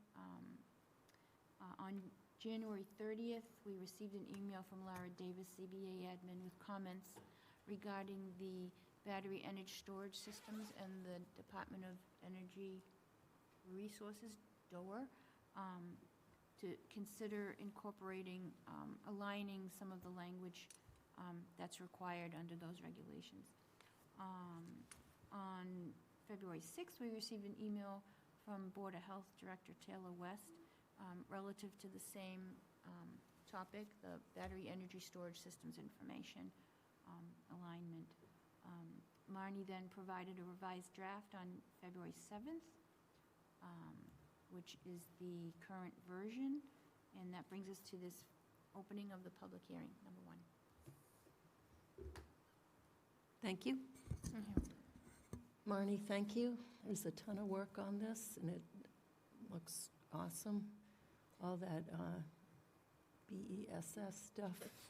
I read the regulations, and my skull almost cracked. It was intense. So take it away. Perfect. So before I start, I just want to make just a public disclosure to say thank you to, and I have a list of people. I just wrote it down. I don't know where it is. So first of all, Karina and Mimi, thank you very much for reviewing it and working with me on this. I also want to thank Tim Litt, resident, who's also in the room tonight. I'm sure, hopefully, may have additional comments. Taylor West, the health director at the Board of Health, and Laura Davis, the administrative assistant at ZBA. So I just want to say that their specific reference to 225 CMR 29, which is the Small Clean Energy Infrastructure Facility Siting and Permitting Draft Regulation that's currently happening at the state level. They were really good to review this. If you've read it, it's like quite long, this zoning district, which makes it challenging when we think about going to town meeting, right?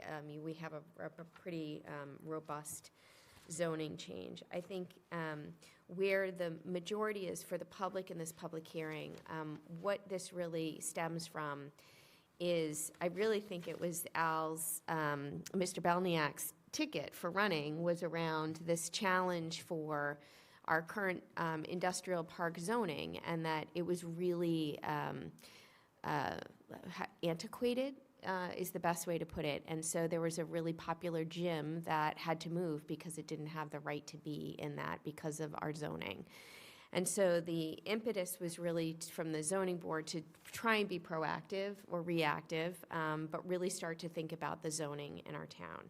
So we looked at the industrial parks and we looked at industrial, and then my recommendation looking at both is that we shouldn't combine them. We should still keep an industrial and industrial park, but be a little bit more liberal with what we have in the industrial park, which would include things like indoor and outdoor recreation, fitness, cultural and arts facilities, by right, up to certain square feet, the 75,000 square feet, and provide things that are really up to more modern terminology, to update this code and to make sure that we're also really considering other things. So in the consideration of other things, the two major additions in this particular bylaw, and if there's an opportunity to pull up the last draft that we have, which is the one that I sent on the 7th, what I'd like to do is just go into the battery, section it's section A4, which is on the bottom of page 2. So I think the first thing that the public should know is that the battery energy storage system, so we've classified these as BESS. So the first question that I think we probably should do is maybe refine the language to small, clean energy infrastructure, as aligned with CMR 225 CMR 29. But what I've done is add language. This is the old version. Oh, is it? Oh. Yeah. Let's see. Yes, version 2. Sorry, it's at the bottom of the Dropbox. I have it. Here it comes. And so what I did try to do is address the really appropriate comments from both Laura Davis and Taylor with regard to this particular clean energy draft. And so that if we pass this law at our town meeting, that it is in compliance with our state law. So that's a really good alignment, and I just want to say thank you for, I'm glad that there are more people looking at this, because it is hard to just do it as a team of 5 up here, or 6. So in the language you see, I think this is projecting on screen. Part A is really that it must meet the requirements of the Massachusetts 225 CMR 29, the clean energy infrastructure, because that is literally like a 6-page document. And so I didn't want to recreate that, but I did want to be able to refine what our local town would require above and beyond. And so I've leveraged both the requirements referring back to CMR. I've added the footprint and refined what I originally had in language, which kind of clarified what it was, but I deferred to footprint. We originally had this as a by right use of up to 75,000 square feet. And Taylor, I think, it was Taylor from the Board of Health, which was very clear that a 75,000 square feet doesn't actually account for the utilization, the capacity and utilization of energy, and so it really doesn't tell you anything. And so I deferred to the CMR code and their definition of footprint.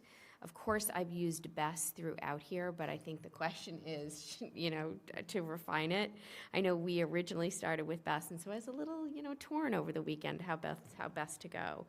I also extended a little bit when we had Matt Bracchio here, and people can visit the public recording where he shared a little bit of his experience with these battery energy storage systems, very clearly on kind of fire and life safety, emergency operations, site security, and decommissioning. And so we added a little bit more refined language in there. While there is some of that language in the state, and that's in draft form, and we can certainly provide some of that language to the state, I thought maybe we could be a little bit more proactive on how we wanted to do that. And so I've updated those areas, which also put a little bit of requirements around the timing, that it should be an annual, particularly emergency operations, as things change, staff changes, things happen. And then decommissioning plan. And just to speak to the planning board, the decommissioning plan, and it was a great question, I don't know if it was raised by Taylor or Laura, was around a decommissioning plan is a very costly endeavor. And so if a proponent is going to propose to put something in here, the question would be, should they put some sort of bond associated with decommissioning it if they're not able to run it for its life? And I thought it was a really good point. It was actually Taylor from Board of Health who talked about that. And so I think that I did a little bit of diligence around how other states kind of handle this right now, since our state is working on the language, and other towns. And so the point was maybe to put some sort of acceptable, prior to issuance of a building permit, the owner or operator shall provide in a form acceptable to the town, such as a surety bond, irrevocable letter of credit, escrow account, or other instrument approved by the planning board, financial surety in an amount not to exceed 125% of the estimated decommissioning and site restoration costs. The amount and form may be reviewed and adjusted by the planning board at not less than 5-year intervals to reflect inflation and any updated cost estimates. And that's really just to protect our town, so if we do have to decommission it, the town isn't responsible to do so. So that's just really new language in here.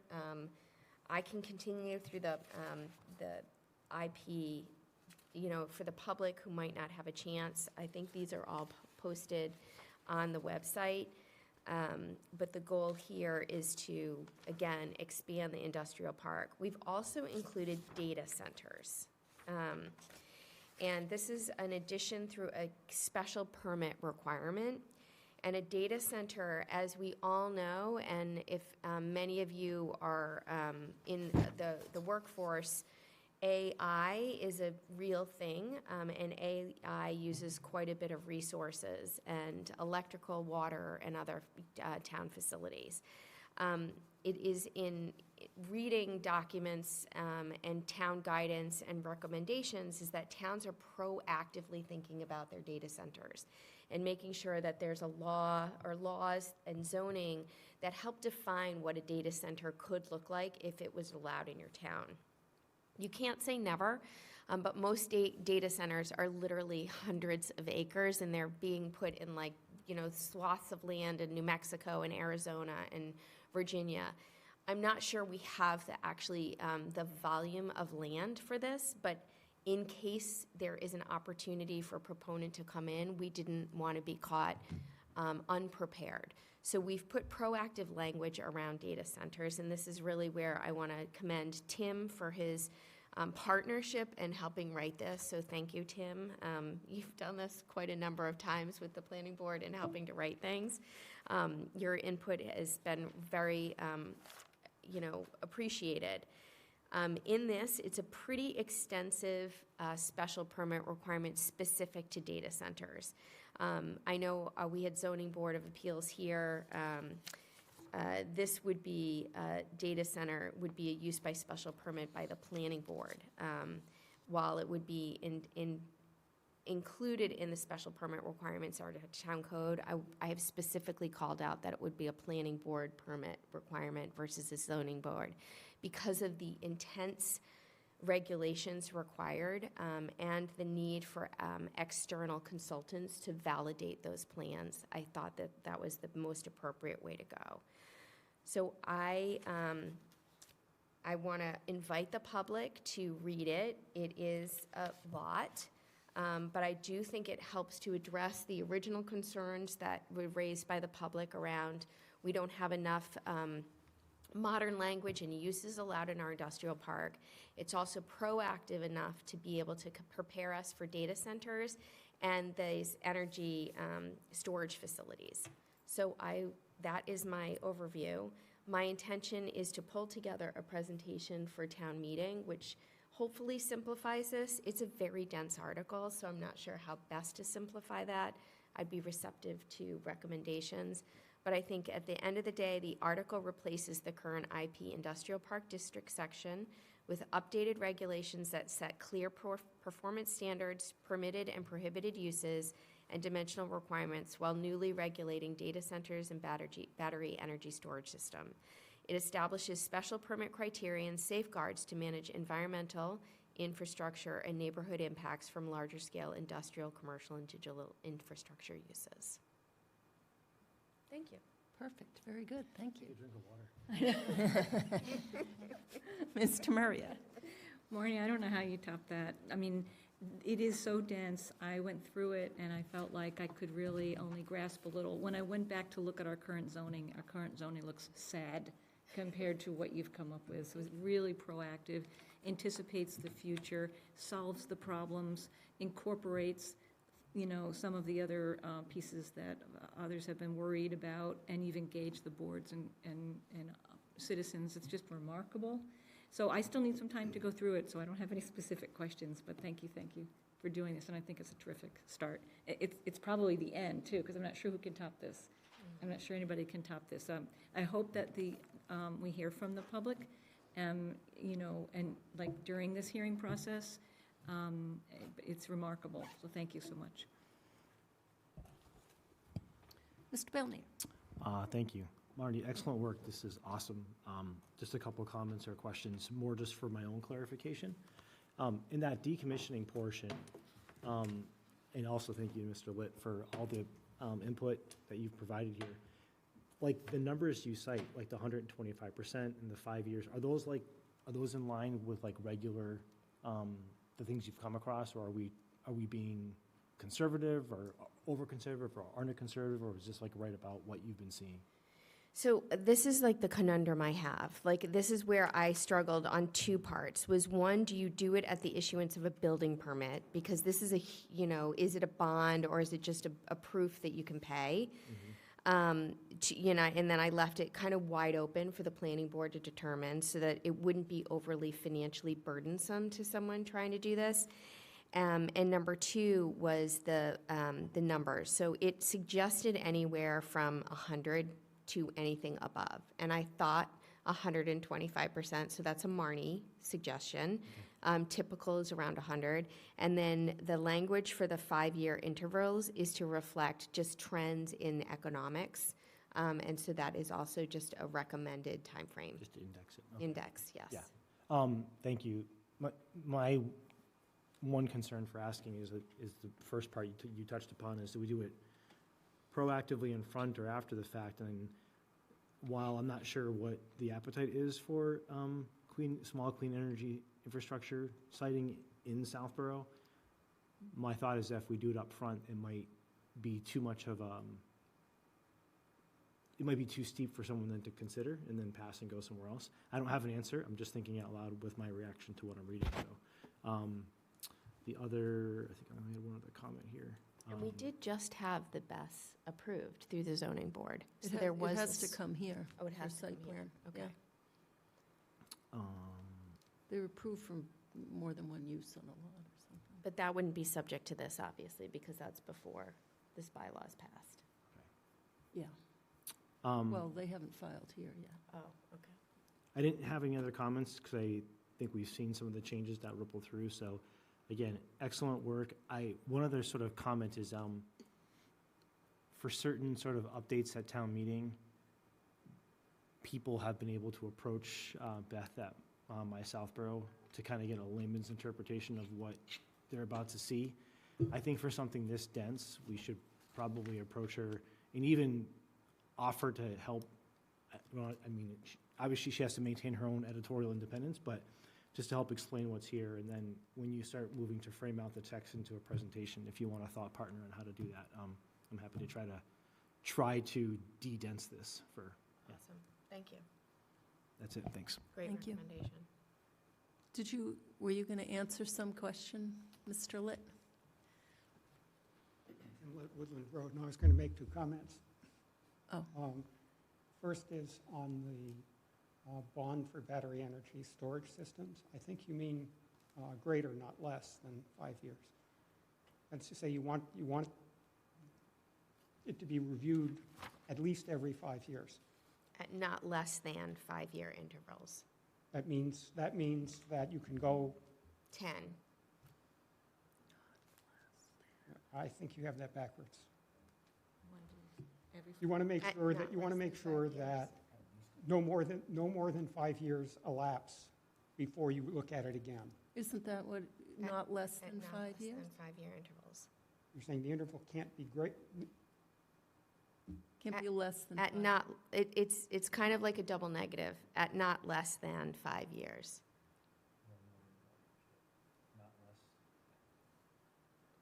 So That- you that- can't that- do it at a 3-year increment, but you can do it every 5 years.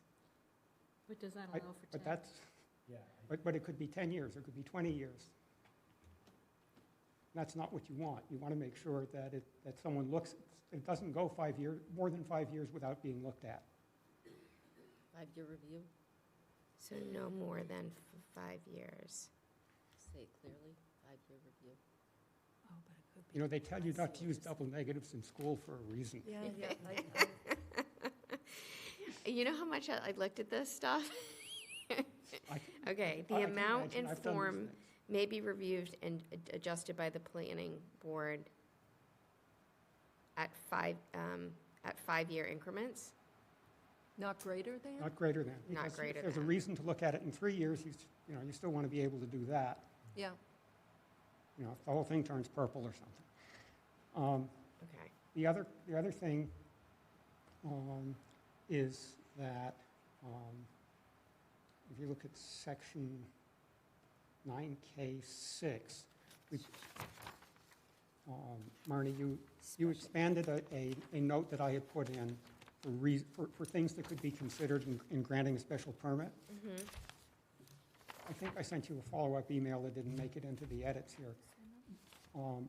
What I had intended was to consider here things that were unique to data centers. And what you put in was all the possible reasons in the kitchen sink for why any special permit might be approved or not approved, you know, what the considerations were for that. I think it's a great list, but I don't think it belongs here. I think, you know, it applies to all special permits, not just data centers. So it would be a good thing to add to the code, but not here. Yeah, that's the one I discussed with Karina, and Karina discussed with Mimi, and we thought leave it in for public consumption. So, Well, there's one piece of the public who's commenting. and to reduce the laundry list, yeah, I think it would be complicated to add it generally in that, so to be clear. I don't think so. I think where you talk about, where the code says there are special permits, we say, you know, things that the planning board can look at for special permits include the following, your long list. And then under data centers, we put the 1 or 2 things that are unique to data centers. So I think the difference here, though, is most special permits go through the zoning board, and this is specific to the planning board, and that's why that laundry list stayed in this particular section. Well, I think it's in granting a special permit, the granting authority, Yeah. and that covers either the planning board or the ZBA as appropriate. So some of these, like public utility infrastructure, That's unique to the data centers. oh, and energy Energy use, water Right. use, water use, noise, I think it's the next page. but traffic, site design, Yeah, all that stuff feels like it's landscaping, generic. okay, I get you, yeah. Maybe public safety and hazard mitigation? That seems like it's generic, too. Oh, does I mean, it? it's not, I mean, it applies to battery energy storage systems. Colleen, can you go to the, Oh, data. it's section 6? We don't need to edit it. Section C. Yeah, I just want people to see what we're talking about. These things right here. So this is the laundry list of granting a special permit that the planning board shall consider. So I agree, I think the public Including but not limited utilities. to, it's not shall consider.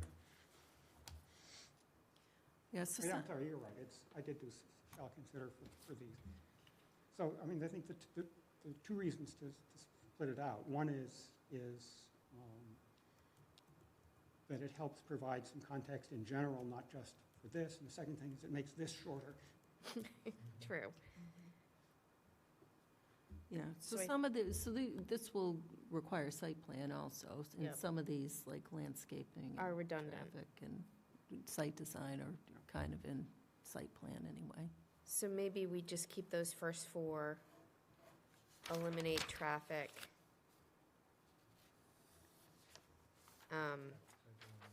Site design, landscaping. That goes on to the next page.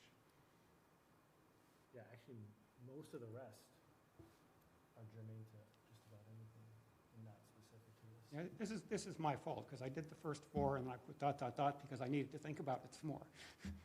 And Marty very... I helpfully elaborated jumped on in with a This is what happens with a woman with time on her hands. Well, no, I mean, it's a thoughtful list, and I think it does apply Right.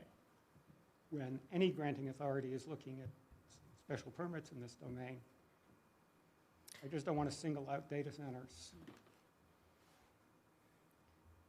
The only thing that I might say is the consistency with town plan and policies, consistency with the town's master plan, zoning objectives, climate action or sustainability plans, and other adopted policies and regulations, particular to data centers, could potentially stay, but the others could all go.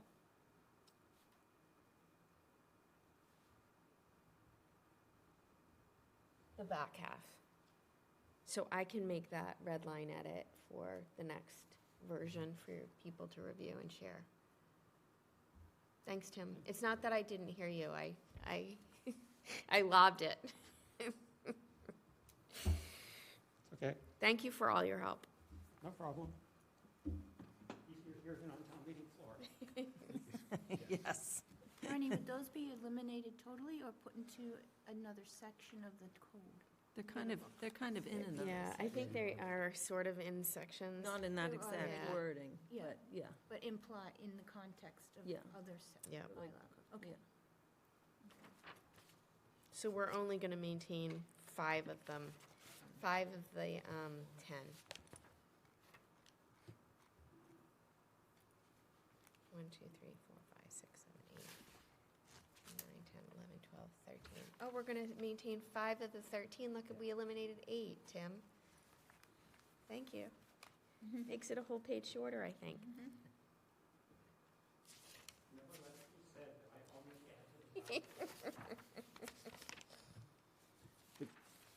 Of the 5 we're keeping, all 5 of those would be germane only to data centers? There isn't anything that would be covered elsewhere? Like which 5 are you suggesting, the first 5? The first, yeah, One, that two, three, consistency four. with, The first 4, the first 4. Okay. and then on the next page, the third to last. Next page, third to last. Starts with consistency. Okay. Because I thought I thought we had noise, vibration, and air quality elsewhere for things like. We do Like in- broadly, that like in we've Ken's included thing into review? that, You into know, we- the code. I was thinking, some of these sections are so good, they do belong in other sections as well. Like that general part at the very beginning could go also in other, like industrial as well. And I don't think we have anything comprehensive like that. Where is it? Sorry, I'm trying to bring it up. General performance standards, General. section A. Yeah, year 1, 2, 3, 4, I read at the very Yeah. top. Yeah, that was good. I mean, yeah, it's beautiful, and it also, I think it also applies to industrial. For next town meeting, Yeah, not yeah, this yeah. one. No, I mean, maybe, even somewhere else in the code, but Yeah. I think, some of these things we don't have in other sections, that's the problem. Like even this list that you guys are, with your 10 things, I don't think I've ever seen a comprehensive list like that of what the planning board looks at when they are looking at special permits. A lot of times towns have documents that say, or they have some kind of, like it's in their rules and regs, on site plan. But that's super comprehensive and great language for later on. Those 6 or whatever you're getting rid of, or 5, we can Yeah. use that language somewhere else. Don't delete. Keep them in your Won't back delete. pocket. I'll keep them in my Yes, back pocket. for rules and regs, for site plan. Scratch piece. These first four, though, Alan, to get back to your question, is like there's a lot of white papers on data centers, and while we might have some stuff in there, it still adds like, it's kind of nebulous language, so that's the big question, but it gives us a little bit more granting permitting Yeah, authority to look at, yeah. to look at certain things in those, so that's why I think we should I think it's maintain important. those. Yeah, the Yeah. first three definitely. The only one that Yeah. I was questioning was noise, vibration, and air quality, only because of the conversation I recall from Ken's, which involved all those things. But I take your point. If, in what you've been reading, if that's consistently brought up, then yeah, keep it in. Yeah, and I feel like that came up due to the abutter challenges. Yeah, well, I mean, the noise, vibration, and air quality, I believe, is covered way up at the beginning in section A1, where it references our noise bylaw Yes. and references an absolute, decibel limit. So there's no need to put it here. The other stuff, I think it protects us. if it were me, I'd just move, create a section that says, factors that may be considered by permit granting authorities, and drop them all in. Next town meeting. Or site plan regulations. Yeah. Site plan regulations, I Site plan think that's great regulations, in there, maybe. yeah.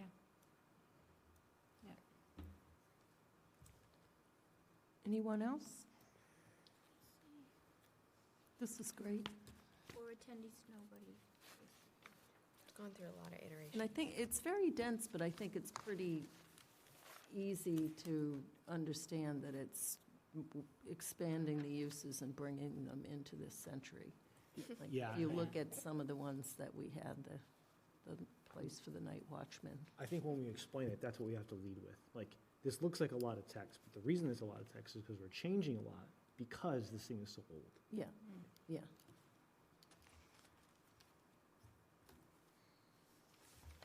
We done with that? All right. I make a motion to continue the public hearing for Industrial Park District expanded uses to February 23rd, 2026 at 6:55 PM, Yes?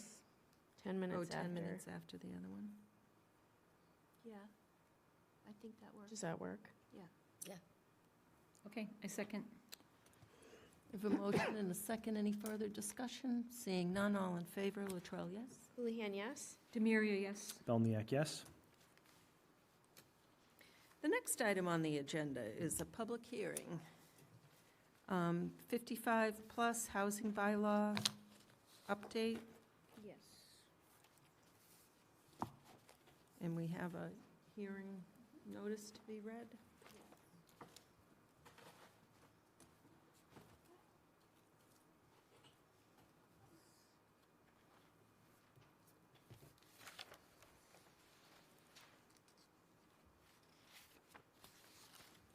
Okay, this is the public hearing notice. To amend the town code of the town of Southborough related to multifamily housing for the elderly. First section, MGL 40A, Section 5.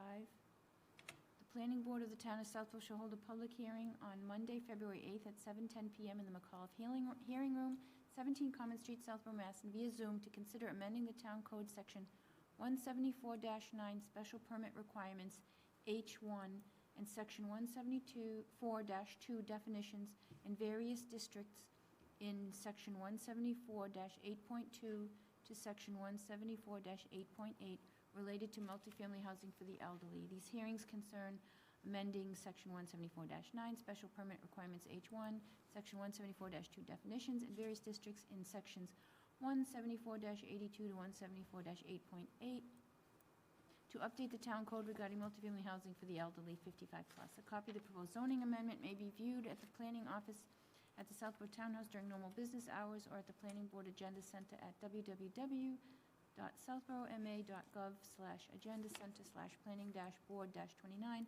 Any person wishing to be heard on the proposed zoning amendment should appear at the time and place designated or join virtually at the following link, www.southboroughma.gov/674/virtual-meetings. And to give you a quick update, similar to the prior proposed zoning amendment, thanks, Stephanie. So, Marnie provided a draft 55-plus bylaw on January 27th, went to the Select Board for their February 3rd Select Board meeting where they referred it to the Planning Board. On February 3rd, we also received an email from the assessor to call out the 7% gap, the removal of the 7% cap in the summary. Cap. On February 7th, a revised draft bylaw addressing the assessor's comments was provided by Marnie. We distributed that to the planning board for review. Public hearing notice was sent to the towns and agencies as required, and the public hearing notice was filed in the newspaper as well. 2 consecutive weeks. And that's where we are. Thank you, and this is all.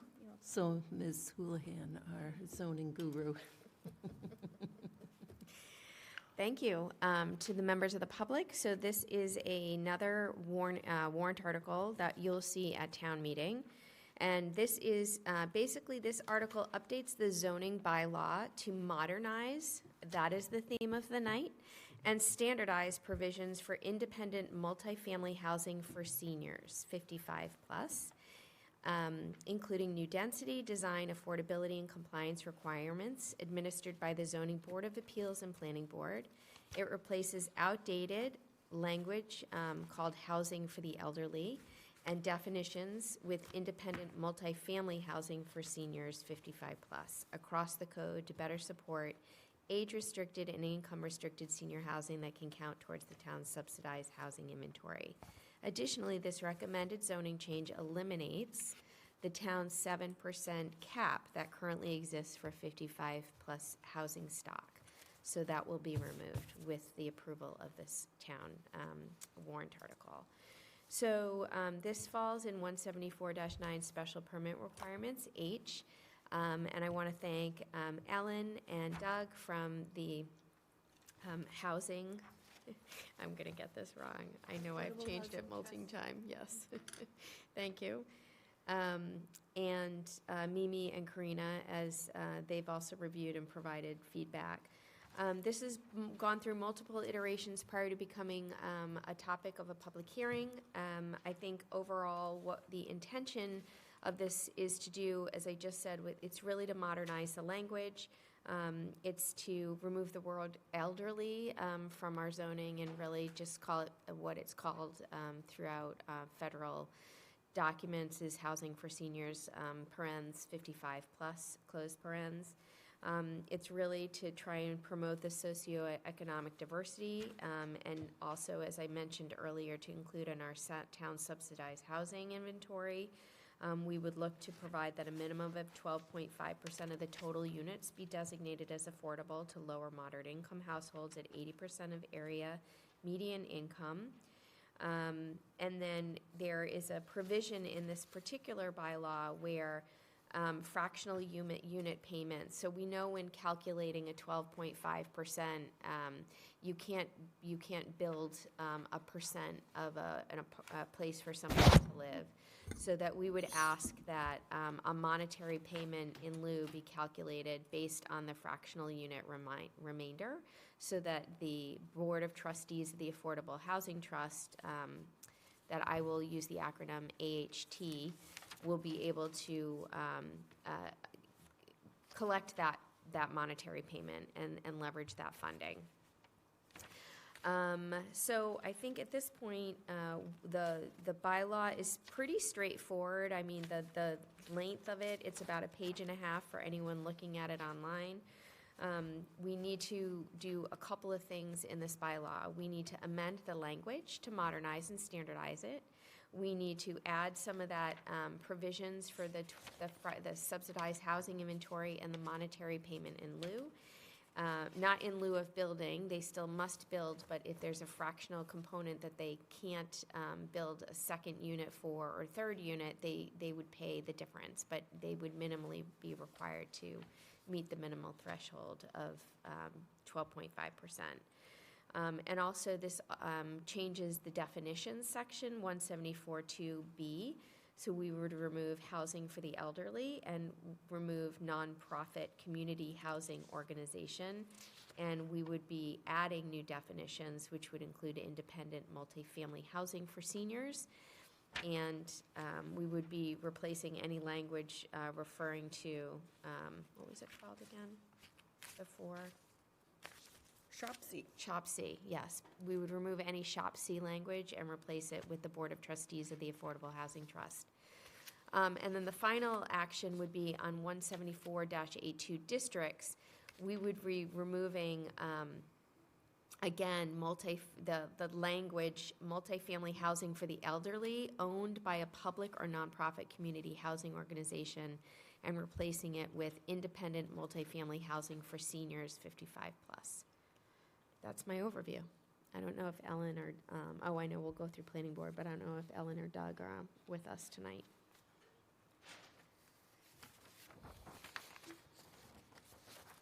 Clear? Is Kristen Lebold out of them, AT, Affordable Housing Trust? No. If anybody's in the attendees for Affordable Housing Trust, raise your hand if you'd like to be included in the conversation. Mr. Murray. Well, thank you again, Marnie. I think this, I recall this started as a rather small warrant article to eliminate the 7% cap and maybe change Shop C to the correct terminology of the Affordable Housing Trust. And it's really, again, brought this into a whole new light, into encompassing what's really, more modern and suitable, really suitable for Southborough. I don't have any changes. I think it looks great. Thank you. Mr. Bellinia. Again, nice work, Marnie. I just have a question about the fractional unit payment, section G. I understand that, you can't build a third of a house, so I understand the fractional part. The part I'm just trying to wrap my head around is that payment one time, what the rate of the unit would be as described here, or is that like a monthly payment of what? I'm just not sure what the payment is. Is it one time or recurring? Yeah, it should be a one-time payment at the time of building, but I think that we should put that in there, is to clarify that. Yeah, that was the only comment I had. Thanks. Thank you.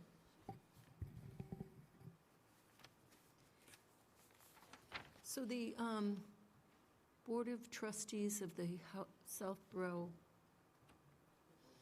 Affordable Housing Trust, is it AHT or is it SAHT? So there's no Southborough in their actual name. Oh, there isn't? Mm-mm. They are called the Board of Trustees of the Affordable Housing Trust. Oh, okay. Unless I wrote that down wrong, but that's what Ellen had shared with me, so that's why I didn't put the S in there. Okay.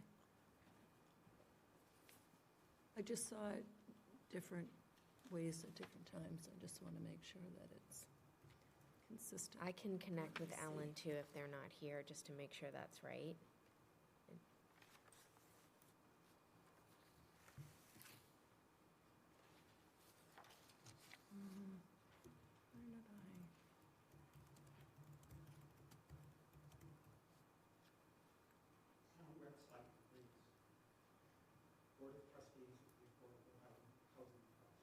AHT. With an option to show the acronym AHT or SAHT parenthetically. Citizen portal, but anyway, it's pulling. So Oh, Article, so it's funny. The article that created it is Yes. Southborough Affordable Housing Trust Fund Board of Trustees. yes, that's correct, yeah, which is kind of even jumbled.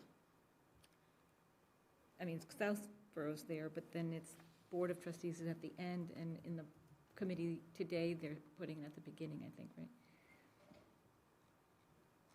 So in the establishment on that article, Mimi, it says there should be a Board of Trustees of the Southborough Affordable Housing Trust Fund. Fund. Okay. Yeah, our site says called AHT. Is that, you tell me. I'll change it. So this is the article passed in 2024 that created this committee. But then in, under boards in committees, which I don't think is necessary the legal name, it just says Affordable Housing Trust. Okay, so I'm gonna,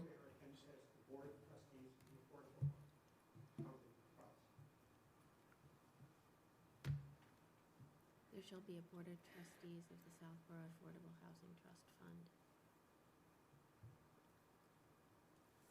Is that a Jay Tellerman question? It might be a Jay Tallerman question that we get the name right. he has to review these anyway, right? Yeah, but you have to ask a specific Oh, question or you okay. don't get the.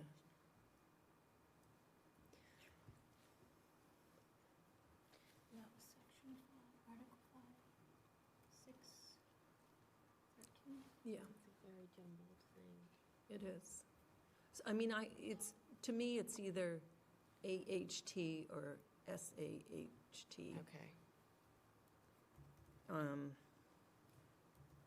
But in the bylaw, they don't use that acronym at all. Like in the article that sets it up, Article 5, they don't use AHT or SAHT. Oh, they don't use the acronym? No, No. but we can put it, so we can put it in, we can spell it out once in this Oh, yeah. bylaw and then paren it, and then we can Okay. acronym it. Yes, yeah. So I had two little picky things. My suggestion is to add a section to this, like is in major residential development that requires the building of the affordable unit. So it says, as a condition of issuance of approval under this subsection, whoever they're called may set a time schedule for construction of both affordable and market rate units. I don't know if that needs to be there. But no certificate of occupancy shall be issued for any market rate units in the development subject to the requirements of this subsection until 25% of the affordable units required to be constructed have been issued a certificate of occupancy. No certificate of occupancy shall be issued to more than 75% of the market rate units until 100% of the affordable units required to be constructed have obtained a certificate of occupancy. I don't know if we need both of those, but I think we should have something that requires the affordable units to be built. Right, and the payment. I wonder if I tie that in with the payment. So that's one, but then the payment would also be required for the issuance of you can't get the building occupancy until you pay for the payment in lieu, and you do that. Oh, okay, yeah. Okay, I'm going to take your notes, by the way. I'm not going to retype it off. Okay, I'll send them to you. Perfect. So this is section,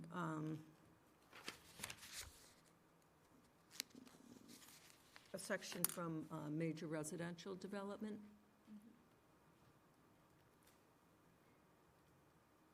And I don't know, it seems a little confusing. I don't know if we want to keep the whole thing, but I think that there should be some requirement that the affordable units are built. Okay. Let me find it.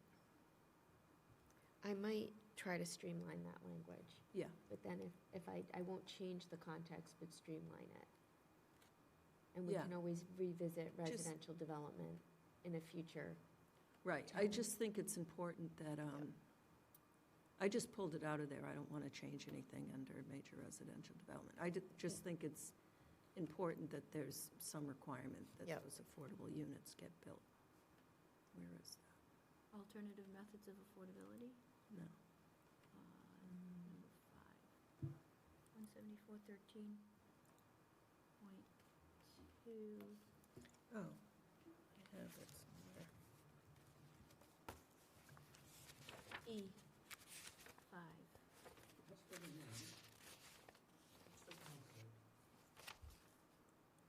Yeah, that's what she had up to. Thank you. Came up with that. Oh, E.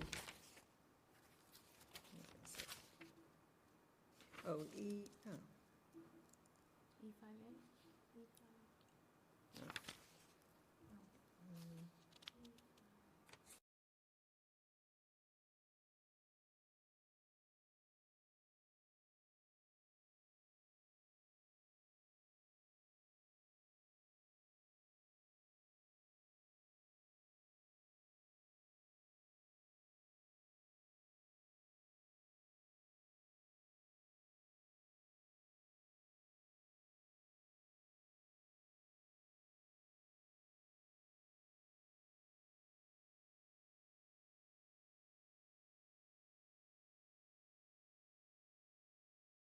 No certificate of occupancy shall be issued to more than 75% of the market rates until 100% of the affordable units required to be constructed have obtained a certificate of occupancy. Just the second half? Yeah, because the affordable housing unit's going to be like 12.5%. It's going to be the smaller of the, so as long as it's built right, and 75%, I think that makes sense. I'm going to vote for that language, the 75% of the residential and the 100% of the affordable unit for certificate of occupancy.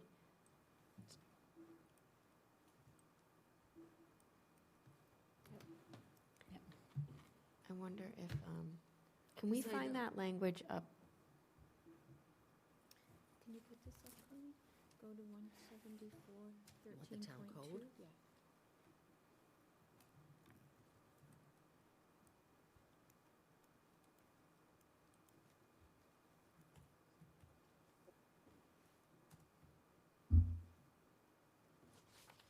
And then there was one other, while going through 174.13, too, there were two,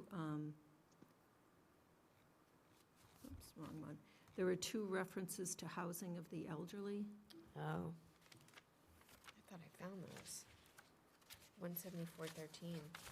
Wow, I didn't catch those. Oh, E6. MBTA.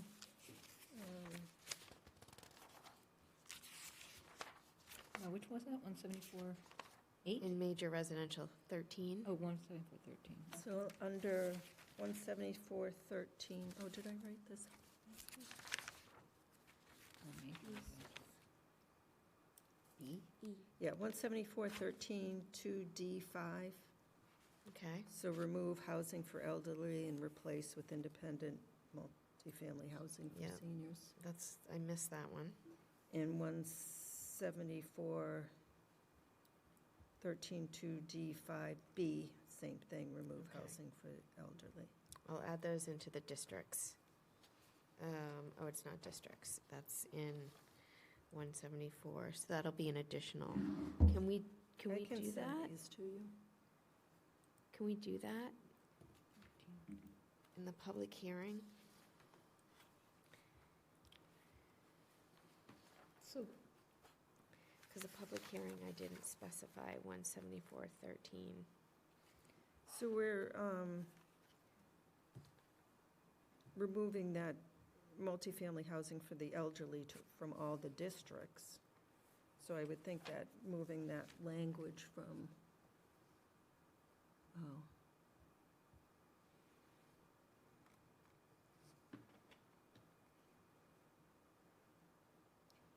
So could that, can we do, I think that's within the four corners. Because we're not changing we're just updating the The language. language, yeah. It's not changing the zoning in Right, that no. area. That would be my only question. I think you can. I think we can too. Just have to check with Jay. Marnie, did you also update, are we also in this update, in the districts, updating SHOPC to Affordable Housing Trust? They the are, next- yeah, that's the that's- next one. It's well- one of the other, Because that's also in 174.13, yep, this Yeah. is, major residential. oh, is it really? Yeah, there's a SHOPC in I have there. a- Oh, I didn't- got that one. You did? Yep. So I found a bunch more of those, but that's for Oh, the really? next Okay. agenda item. Okay. Okay, so I will add the 170 Yes, ma'am. major residential. Good evening, Freddie Gillespie, 78 Southfield Road, speaking as a citizen and not representing any commission or committee I sit on. And I've done a cursory review of this, and it's a lot more intense than the short language describing what the changes are when you dig into it. And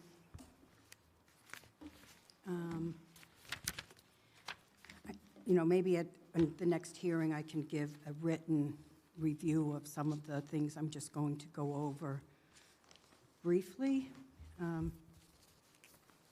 But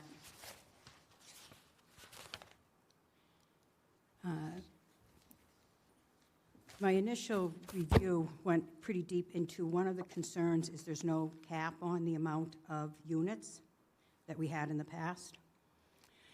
So I feel this bylaw is not ready for annual town meeting. Excuse me, no development shall exceed an average per site maximum of 6 units per contiguous acre, exclusive of 80% of wetlands. So it does put a Correct. maximum. Percentage of town single-family homes as in the past. Right? There's no, The cap has been removed, then. no cap. Correct. Therefore, my points are, this bylaw is not ready for annual town meeting. It is the biggest zoning change I've encountered in over 25 years of attending town meeting. Bigger impact than the downtown, bigger than the MBTA communities, both of which had numerous public meetings before drafting the bylaw and opening the public hearing on the bylaw. Both had consultants to help. There's been no analysis of impacts from the proposed changes. There are conflicts within the current code. We've caught a couple, but there's more. It is silent on significant issues that will arise. It turns every lot in town into a multifamily 6-lot per acre zoning district. And if I'm mistaken on that, please correct me. A 6.7 acre house lot can become a 4-unit over elderly housing, or whatever we're calling it now, sorry. So I find it to be anti-open space and doesn't do a lot for affordable housing. Our MRD subdivision with multifamily housing requires open space set-asides. There's no open space set-asides anywhere here. Or the language that is included in the special permit is vague and subjective and doesn't really amount to much for open space. Open space land value. Well, land value for both open space and housing is based on how many units you can get on the lot. Now, I know single-family housing would be a different criteria than multifamily for elderly, condos or apartments, but as we saw with the MBTA communities, property owners were clamoring to get their properties including because of the financial windfall. This can only up the price of land, which will make any affordable housing more proposals in the future less affordable because of the land cost. It will push land prices out of the range. They're already out of the range to preserve for open space, but you're going to lose open space. There's been no analysis of some areas for my example is south side of Southville Road. We just had the MBTA communities. You know there's a 60 unit with another 30 units available. We have no idea of that impact. Costco, which I'm in favor of, has 485 parking spaces, I just read. Now, we haven't had traffic studies on that, but I can guarantee all the traffic is not getting off 495 and going right there and leaving town. Hoppington, Ashland, that traffic's all coming down Southville Road. There's no indication of what impact that's going to have here. And just a back of a napkin analysis of a few neighborhoods. Flag Road to Lovers Lanes has 3 undeveloped lots, which will result in approximately 287 units allowed by right. And I took into account some of the wetlands. Park Central, 414 units. Back of the napkin, taking out the wetlands. I know there's 80%. Doesn't count, So but the Park 20%. Central, that's Industrial Park, isn't it? Yeah, that's not allowed there. Well, what do you mean it's not allowed? Your bylaw says it is. Is it? Is there? Your bylaw says the only lot not included is the conservation lot to my reading. So I went through that quite clearly. Am I wrong? I can go through it right here. You say, It's by special permit. but aside from that, let's go to Woodland Road. Woodland Road from Route 9 down to Breakneck Hill Road. Underdeveloped lots. 4 underdeveloped lots will result in, by right, 180 units. Flag Road, those are 3 undeveloped lots, 287 units. You can go through town and do this over and over again. What is the impact of that? And I know you're going to say they won't all get built.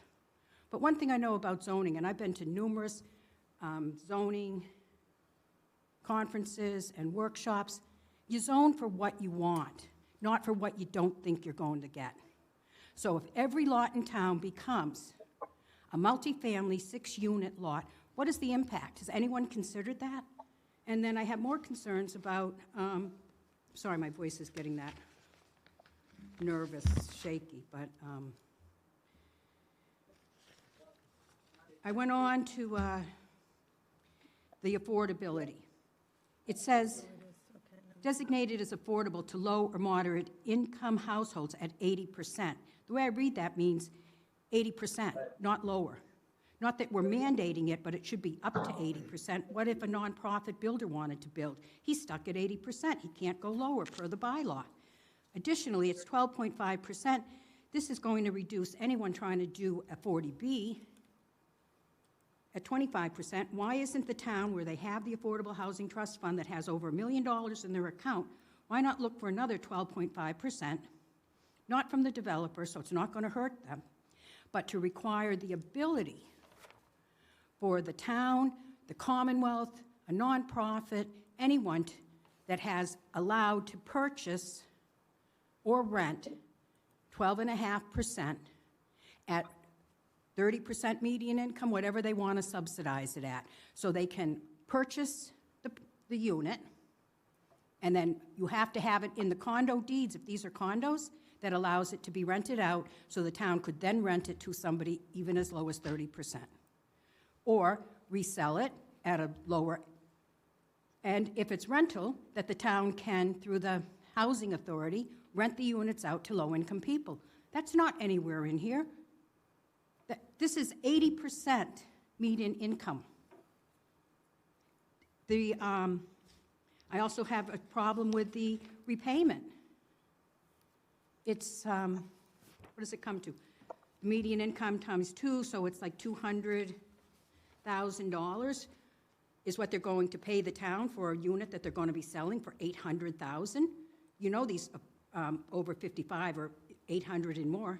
Sorry, it's not in lieu of. It's after you've built, and there's this fractional component, like you have 0.5 that you still remaining. That 0.5 is multiplied by that, and that's the payment. I understand that. Okay, so it's not in lieu of a unit that they would sell. Okay. They're going to, how this works is, in our current bylaw, it's anything over 50% gets you the next unit. Why aren't we there? And then anything under 50% gets this percentage, but it's a percentage of something that's not realistic to purchase a unit. It should be, if it's 10% of a unit, it should be 10% of the $800,000, not based on median income of a family of 4 at 80%. That comes to about, not enough to buy to build a unit. If you had 10% of that, it's not 10% of the cost to build a unit. Where's the rest of the money going to come from? The taxpayers. It's not a good affordable housing bylaw. It's not solving the problem, and it's a huge bonus density to anyone who wants to build these units. We're getting rid of the open space.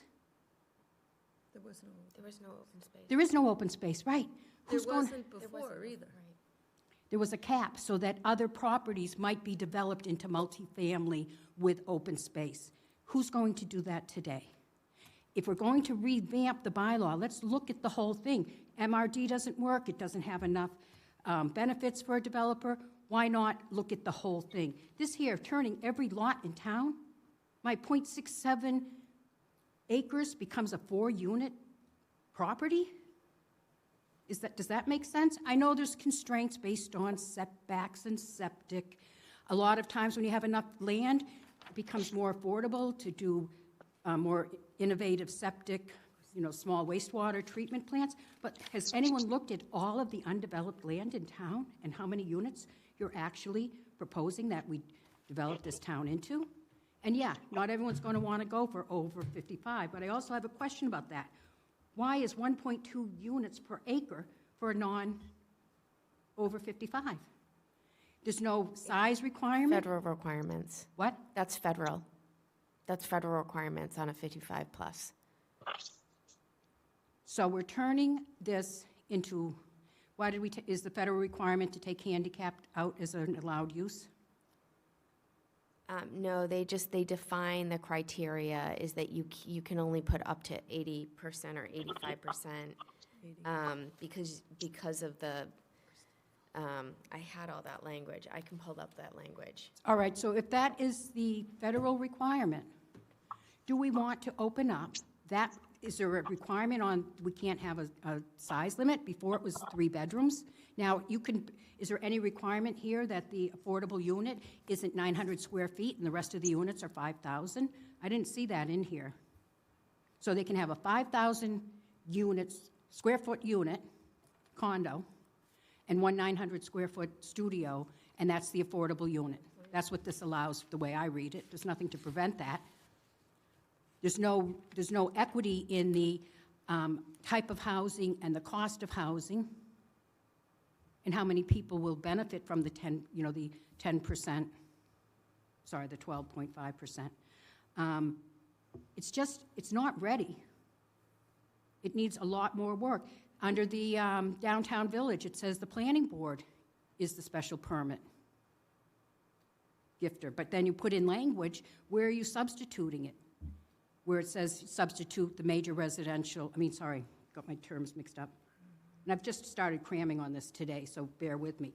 It says that this bylaw, the special permit, is by the ZBA. In a section that says the planning board does the special permits for this. Now, you can substitute that, but you're going to have to change the language where it says under the planning board, because you're going to have to put it in a separate section. I don't understand what you mean. Village Business District says the planning board is the special permit authority.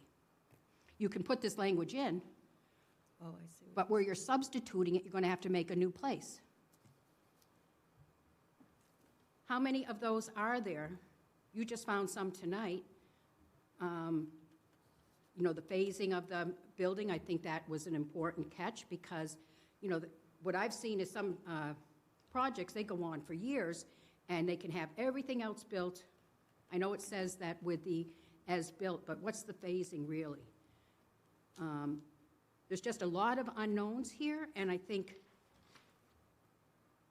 another one is, what about, you said it's in line with other plans. I think you're over, and maybe you have to do the 80% of, and it used to say minus 80% of the wetlands, so 20% of the wetlands count.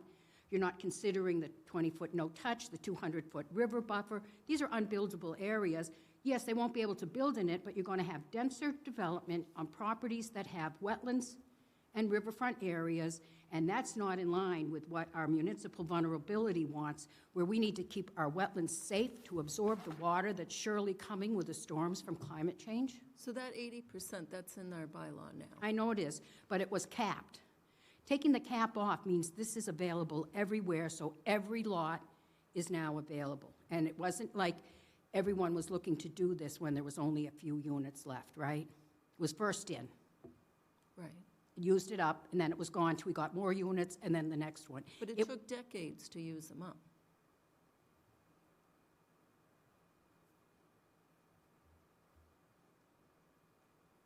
It was a few years ago that we only had 2 units left. I would suggest if that is your proposal, that it won't happen right away, then why are we zoning for it? Without taking the time to look at it and reevaluate the analysis of what is going to happen when you pass this. Why are we passing it if it's not going to happen right away? What's the big rush? So it isn't a rush. We've been working on this Since October. For the other 2 projects I mentioned, there were numerous public meetings and input. We just had the rep at the CPC talk about the housing production plan, which I remember there was one where we got together and the citizens had charrette and we talked about what the town wanted. That housing plan, they said they were in a hurry to get it done. They produced it, they presented it to the planning board and to the select board. There was no public input on it. Well, it was at public meetings.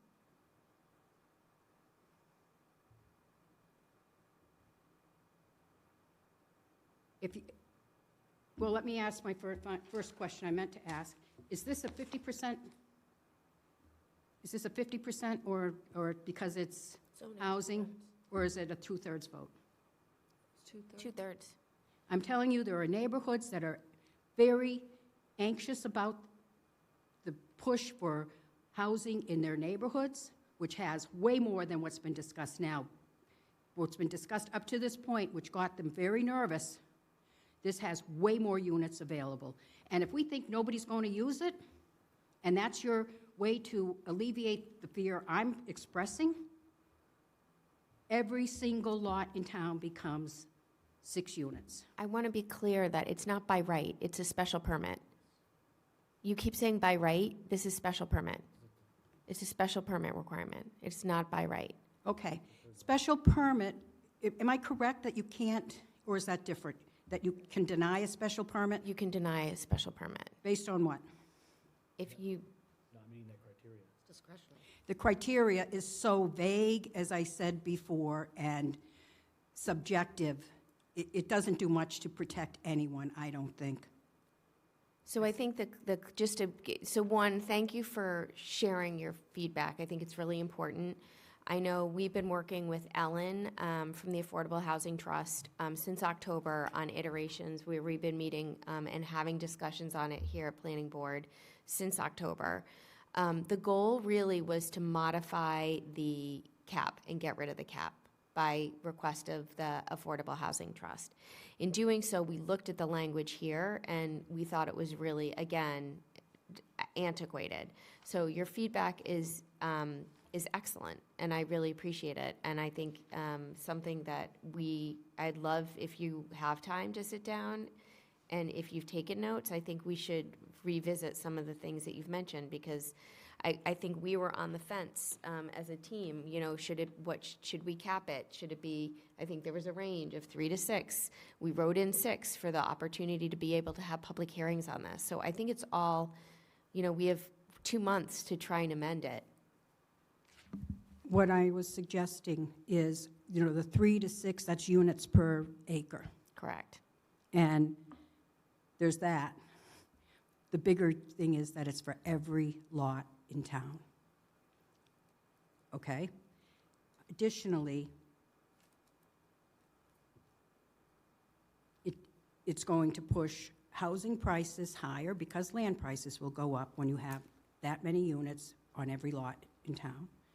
And it's going to make open space less available, and it doesn't do much for affordability. As I just said, why not make them allow to rent it out a certain percentage?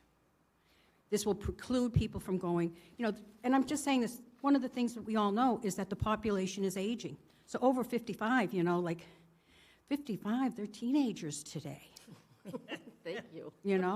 I mean, really, it's not that big a deal. And, I said this rudely, but, only one has to be over 55. Stick Granny in the attic.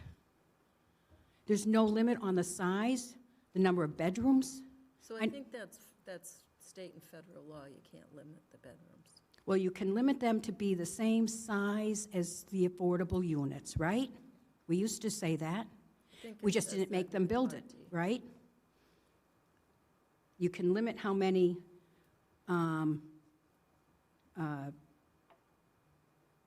you can cap it higher than the current 7%. You don't have to make it every lot in town, and you can make it only for lots not Res B. That is right now taking the brunt of your development proposals in this town, and has consistently, if you look at all of the multifamily housing and the 40Bs are in Res B. So let's push it somewhere else so that section of town does not take, this should be equitable if we're going to have multifamily housing and affordable units. It should be the whole town taking it on, not one section being burdened with all of the traffic and all of the density in the most densely built out and affordable area of this town. And that's going to be something you're going to have to face at town meeting if this goes through the way it's written. Thank you. Thanks, Freddie. Oh, okay.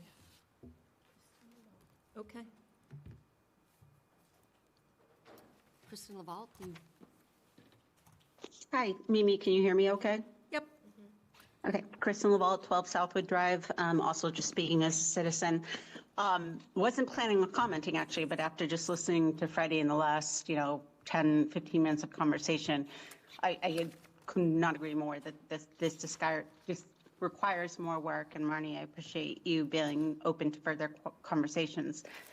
I'll just say quickly that, if anything we've learned in national politics right now, like, unfortunately, when things aren't working, there's such a desire for something to change that people will just, vote for the opposite, and we might get unintended consequences. So right now, I'm not saying that you or I actually think the planning board's been doing a great job, everything's working. We're just unhappy about the current state of, obviously, affordable housing and our tax rate. But we need to be careful as a town not to just swing the pendulum too far, too fast in the opposite direction and say, okay, well, we need to just revamp our zoning, we have these bylaws there for a reason. We have the zoning there for a reason. There's a reason you are there as our planning board to make sure that there's site plans and people are adhering to them.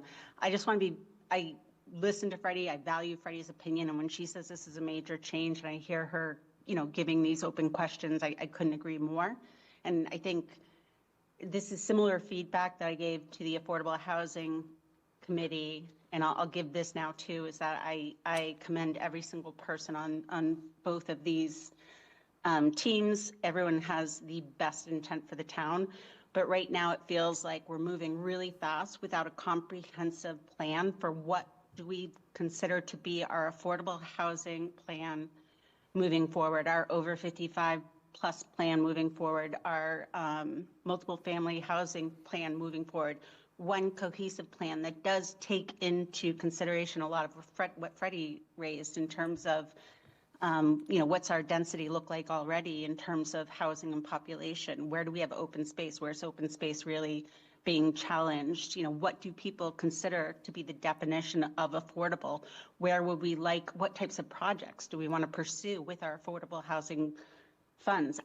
I understand your meetings are public, but we know that people generally don't attend these meetings. We need to have publicized public forums. So I just, again, long-winded, just wanted to second that. I think everyone's intentions are really solid, but we need more of a comprehensive plan before moving forward. Thank you. Thank you. So there were a couple of things with this bylaw. First, the Affordable Housing Trust wanted to remove the cap. And the second thing is that this bylaw was intended to have affordability, but it was never done that way. So if you read the bylaw, these housing for the elderly, the over 55, are to be owned by nonprofit or community housing organizations, and that was deemed to be not defendable. Zoning can't dictate ownership. So there were other problems with the bylaw. So we thought that if the Affordable Housing Trust thought the cap should go away, and that there were these parts of the bylaw that would not withstand an appeal, and it was intended to be affordable, but it was never permitted that way, that we could kind of do those two things at the same time. So that's where this came from.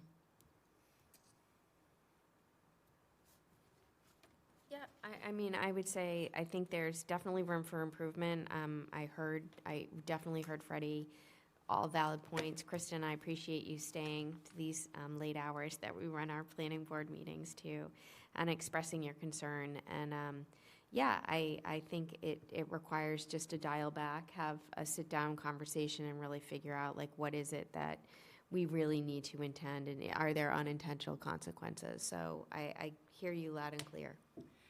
May I speak again? Sure. I want to say I was nervous, so I might have sounded more adamant than I meant to. I appreciate the work you've done and the affordable housing. I think there's a need for this. I personally think the whole zoning code, as far as including multifamily units, needs to be looked at and redone. We started this years ago with the ZAC, and that didn't go anywhere. It went too far, and then got left, in my opinion. And I see some of the same problems with that proposal. Whenever you have formulas, you have to look at all of the consequences. And I think it needs to be with great public input so that people understand you have a 2/3 vote. It's easy to rile people up to vote against 2/3. I mean, I think a better bylaw can be written and look at it, whereabouts, and I think we really need to start considering municipal vulnerability and wet areas and protecting those parcels more than this does. And it's not, also, I would bring up the open space easements. There's one parcel in town, it's 94 acres, and half of it is an open space easement. Do those acres count towards developing? There's another parcel, it's 14 acres, of which 2/3 are in a conservation district. Does that parcel, do they get to count all of that to cram it in the area so that the conservation district loses less conservation value? When you put more units in a smaller area, even though you can fit them in and it can meet the criteria of your special permit, it has an impact on the surrounding area. And if that is environmentally sensitive, there's an impact. If it's wetlands that we need to, what they propose is we need to be protecting more land around our wetlands to act as sponges to take on the water that is surely coming. And I've seen it already started, areas getting wiped out and flooded that aren't on the FEMA flood maps, and it doesn't flood enough to count. So we need to be looking at those impacts as well and not be using formulas to cram more development right next to it, because it will fit per our existing criteria, you know? So is it, let me ask, is the cap or the density or both are your major objections? Or the lack of open space? no open space requirements, which you won't put it on the over 55 necessarily, because but it reduces any requirement for it in other zoning bylaws, because if you have a choice of doing the flex or getting 6 units an acre, I'm going with the 6 units an acre because I can find 6 families, only need 5 over 55, right? I think there's, I don't think there's going to be any lack of interest in building these. And who knows which, it's not first in, first out, it's every lot. And you know what happens when you write a zoning bylaw, my understanding is, anyone with a napkin and a pen can put in a plan, and it's grandfathered, and if you decide, oops, we went too far, and you change it, all of those napkins count, unless they've changed that law. And I'm being a little bit, but a plan is grandfathered if it's submitted. If it's submitted, but I don't think the plan, do you accept napkins? No. Well, I heard that at one of the planning conferences, but anyhow, so a plan can be proposed, and it is grandfathered under the current zoning, even if you decide afterwards you want to take it back, that you made a mistake. That's why you have to be super careful. I think I'm really concerned about the lack of affordability of this that was proposed by our Affordable Housing Trust Fund Board. That I know they're trying to do the best they can, but I had proposed working with them on purchasing land to get some half open space and half affordable at the 30, 40, 50% with working with a community builder for 35 units. And I was told this town's not ready for 35 units of affordability. Okay, that same property would have, maybe 100 units of housing with only 10%, so it'd be 10 units, but 100 units. We're ready for that? I don't see, that doesn't make sense to me. We need to come up with something, and I think the proposal to require the ability to rent a percentage of the units out And that has to be, condos will have bylaw that says no rentals. It has to be in the bylaw to say they have to be able to, for the town, if the town's housing authority wants to subsidize rentals, and also that if the town wants to buy the units, they have to make those units available to the town, and the town would have to pay market price, but then could subsidize it some other way, right? But that's where you get into not allowing 5-bedroom condos and a 900 square foot affordable. They all have to be the same size, same materials, the same thing you get in 40Bs, right?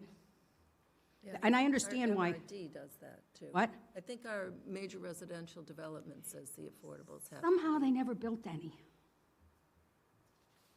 Or only a couple. And then somehow, you know, we didn't get the money. And that's the other thing, that formula for, I know it's only a percentage, but that percentage has to be a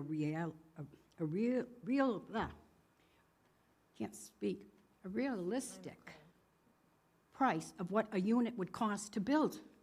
If you're taking the money so you can build another unit, and what our MRD required was that it be a percentage of the, if you have 10 units, how much did the land cost, divide by 10, plus the cost to build the unit. So the land cost plus the building cost.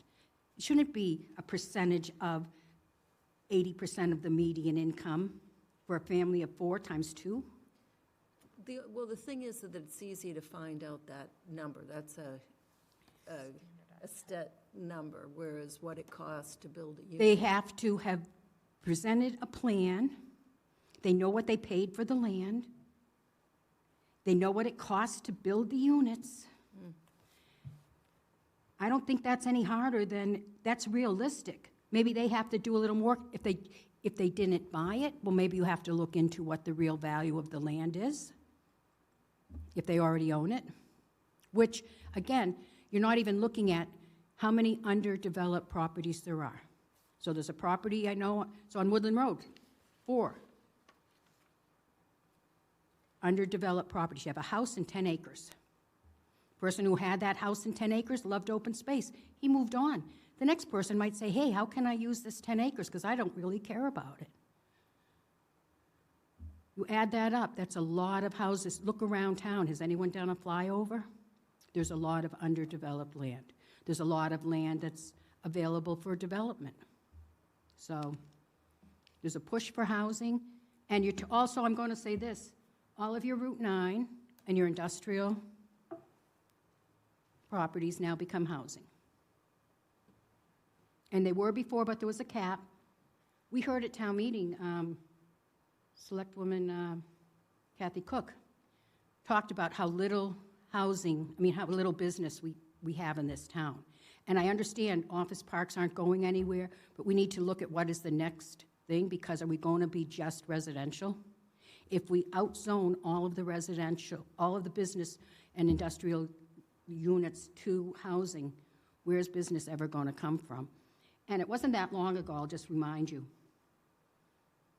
back in the Zach days, they wanted to deepen the zone for Route 9 into the residential neighborhoods because we didn't have enough.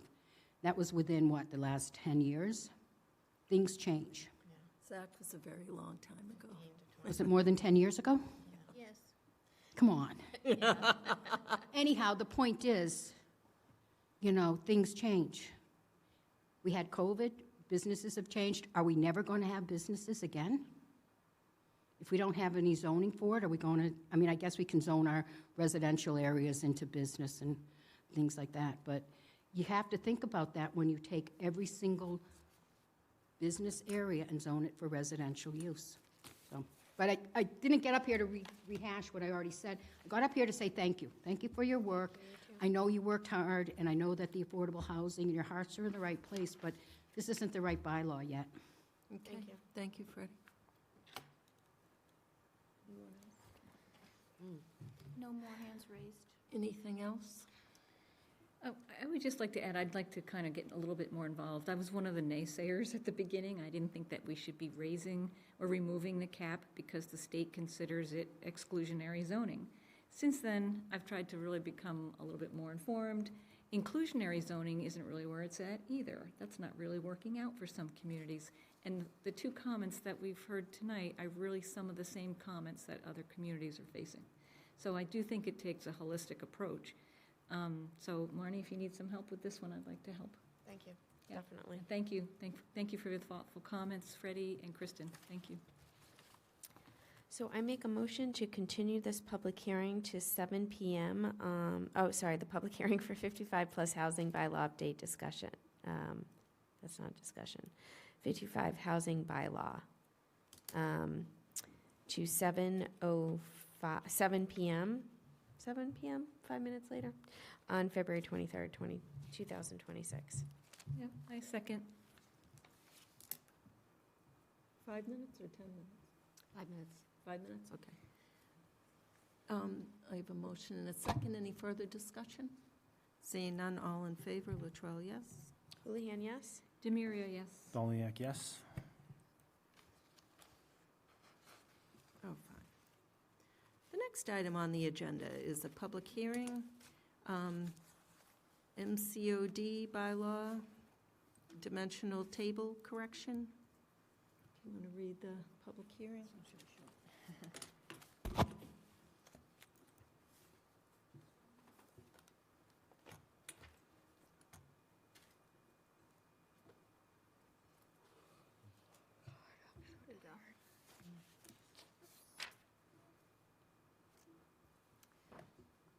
This is the public hearing notice to amend the town code, section 174-10.3.E1, table of dimensional standards, row D and E. Per section MGL 40A, section 5, the planning board of the town of Southborough shall hold a public hearing on Monday, February 9th at 7:15 PM in the McAuliffe Hearing Room, 17 Common Street, Southborough, Mass, and via Zoom to consider amending the town code, section 174-10.3E1, table of dimensional standards, rows D and E only, to coincide with existing code. These hearings concern amending 174-10.3E1, table of dimension standards, row D to remove the word or, and row E to remove the percent symbol to clarify maximum height and maximum floor area respectively. A copy of the proposed zoning amendment may be viewed at the planning office at the Southborough Townhouse during normal business hours or on the planning board agenda center at www.southboroughma.gov/agenda center/planning-board-29. Any person wishing to be heard on the proposed zoning amendment should appear at the time and place designated or join virtually at the following link, www.southboroughma.gov/674/virtual-meetings. This public hearing ad was run in the newspaper on January 26th and February 2nd, and also sent out to towns and agencies as required. And this being, again, similar, Marnie prepared a draft on January 27th. It went to the select board for referral to the planning board on February 3rd. It was referred to the planning board. Brings us to this public hearing number 1. Could you put that up, Colleen? Just the chart. Yeah. So this was brought to our attention when someone came before us to discuss discuss a project under the new MBTA bylaw. So this is to make that correction. Oh, is that me? Yeah, so I actually want to publicly thank Freddie Gillespie, because I think you called this out at that discussion. And there was a Scribner's error in our table that we provided in the MBTA Communities Act, and that affected row D and E. And as Karina just stated, in the table behind me, you can see that there's a comma. What was in the table prior was an or in all circumstances across the row, which could leave the proponent and a planning board subject to interpretation. So we wanted to basically align, because it does specifically refer to the dimensional standards in residential B and the industrial park. dimensional requirements, but then they were error transcribed. So we wanted to make sure that there was absolute clarity that the same dimensional requirements that existed in those districts were also in this MBTA overlay bylaw. And that's it. Oh, we hope to actually put this on a consent agenda because it is a Scribner's error. And we will talk with the town moderator to see if he might be able to do that. So, to be clear, town council said it wasn't a Scribner's error because town clerk can just change those and it had to go to town meeting. But it was Transcription error, something. sorry. Yeah. Mr. Maria? If you didn't say it, I'm not sure. It's a majority vote, town council Yes. says it's majority vote? No, that's all I have. Thank you. Mr. Belnia? I don't have anything. Thanks. Ms. Gillespie? I think I just got my answer. This is a majority vote because it's a zoning and not a 50% because it's MBTA. It's a majority, 50% because it's MBTA. So it's not 2/3. Correct. I said that backwards, but okay. I don't know if it makes a difference, but just good to know. And it wasn't just the 2.5 stories, 35 feet, it was the, Oh, the floor Oh, yeah, area ratio yeah. also. so that's corrected, because it was It was 0.3%, 0.3%. which is 0.003. Right, right, which would allow a doghouse. Right. Yeah.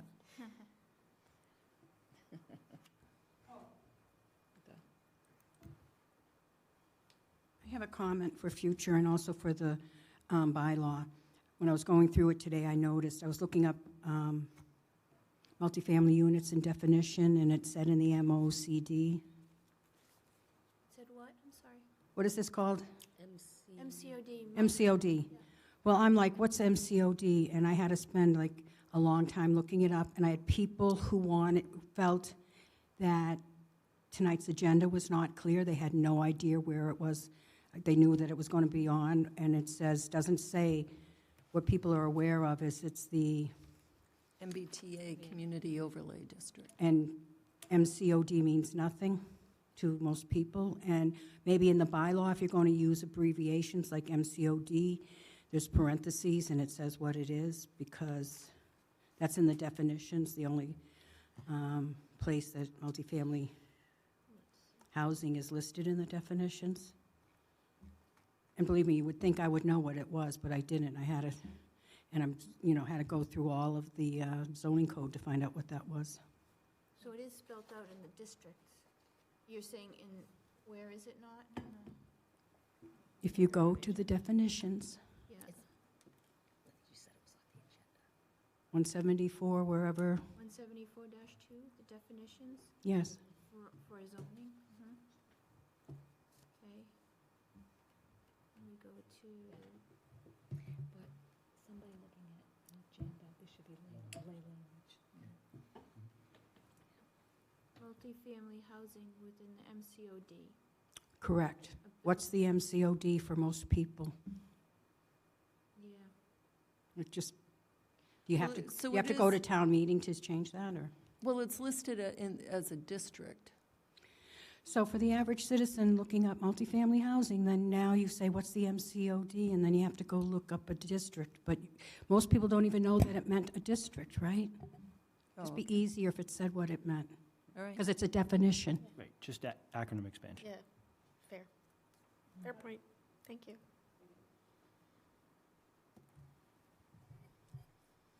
We good? Anyone on the? Anyone else on this? No hands raised.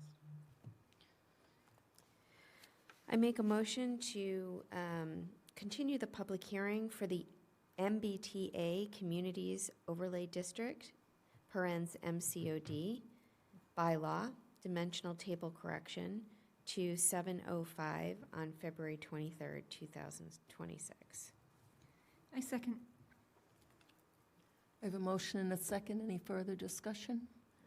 Seeing none, all in favor, Latrell, yes? Houlihan, yes? Demiria, yes. Belniak, yes. The next item on the agenda is a public hearing, zoning amendment, replace Shop C with Affordable Housing Trust. Karina, you want to read this? So I missed some of these too.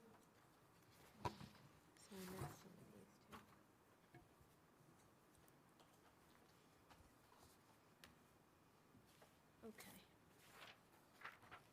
It's a public hearing notice to amend the town code per section MGL 48, section 5. The planning board of the town of Southborough shall hold a public hearing on Monday, February 9th at 7:20 PM in the McAuliffe Hearing Room, 17 Common Street, Southborough, Mass., and via Zoom to consider removing Southborough Housing Opportunity Partnership Shop C and replacing it with Southborough Affordable Housing Trust SHAT throughout the town code, section 174, and as applicable.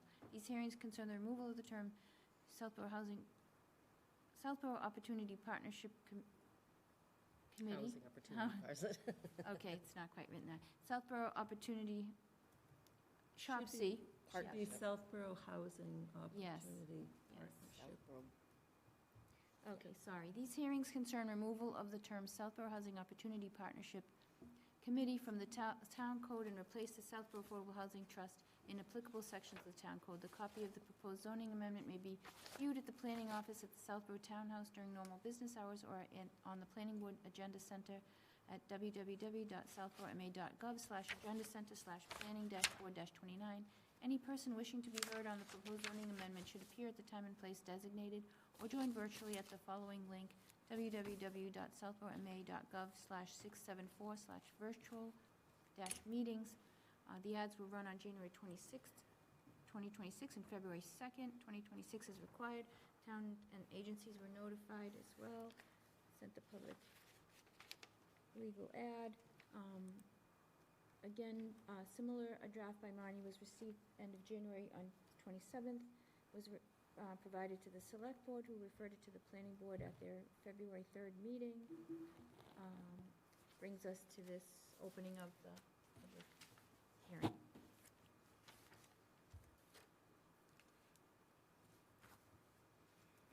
Ms. Houlihan. Yes, so the article is intended to update the zoning code to code. I'm also having continued problems speaking this evening. To replace references to the Southborough Opportunity Partnership Committee, Shop C, with the Board of Trustees of the Affordable Housing Trust, AHT. And so now this is the question, if it's going to be AHT or Southborough AHT, in the sections governing major residential development, affordable housing contributions, and committee membership. It aligns the code language with the town's current affordable housing governance structure. So I'm looking over my shoulder to Mimi's list, and I missed all of the section E2, affordability requirements, where it speaks to, it uses Southborough Housing Opportunity Partnership Committee. So there's numerous instances. I've called out A1A, E5C2C, but there, it's in all of section E2, not A, B, C, D, E,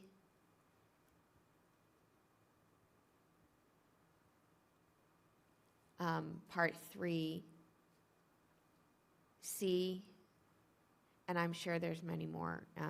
So we'll need to update this, but the intention is basically to swap out the language and change nothing else in the code. That's my update. I'm sorry, Marnie, I missed it too. I did a search same time. And You know why? Because we searched for the acronym, and they decided to spell the whole thing out, even though they used the acronym first and then didn't use it again ever in the code. Ms. DeMaria. And no comment, thanks. Mr. Belniak. With a simple, the moderately complex text change, but with the intent being straightforward, would we also push for this to be on consent agenda as well? So this, I don't know if it's I don't think it's a majority vote. It would be a zoning change, so it'd be a 2/3. Oh, I see. Okay. So there are only certain things that relate to housing that you can get I see. a majority vote for a zoning. Okay. Thanks.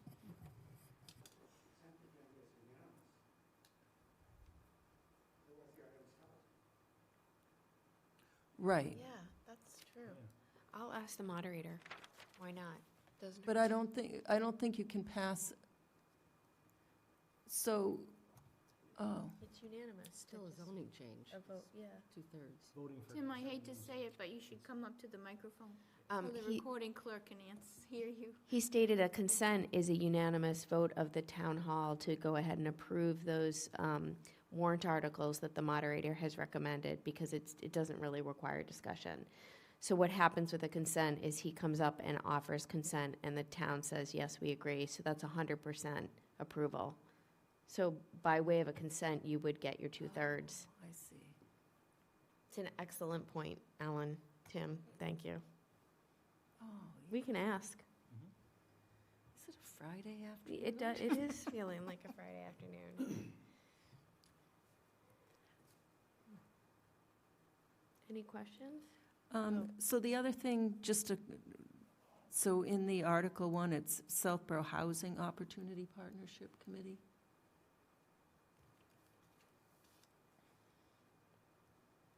How did I miss that in Shop C? And that's also in the overview. Do you have your Word document? Yeah, so I can Okay, just send you perfect. this. And then that has all these Updates. updates, Perfect. and that's all I got. Any questions or comments on this? This one. That's why I was having, Anyone with their hands up? No hands up. no hands up. And we just have, so we're going to ask council whether it's AHT or SHAT? No, it would be SAT, S-A-H-T.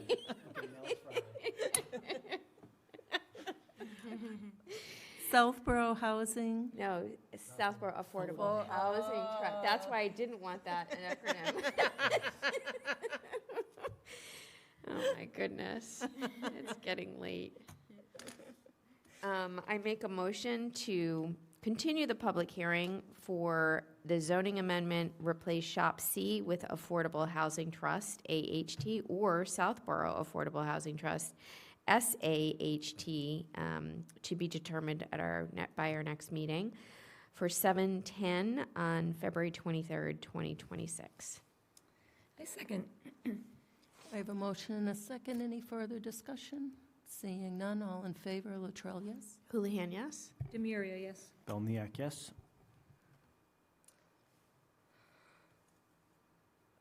The next item on the agenda is a discussion item, subdivision rules and regulations update. Mr. Belniak. Hello, nothing new since the last time. I'm waiting for any feedback from Bill and Karina. I started looking at it this afternoon, so Awesome. I'm getting there. Okay, yeah. Thank And I you. figured Bill was probably a little bit We've had snow. because of weather, yeah. Yep, so, And trees. but Trees. I might ping him just, because it's been a little while since between I submitted it and now, and I just want to make sure it's still on the first page of his inbox, so. Okay.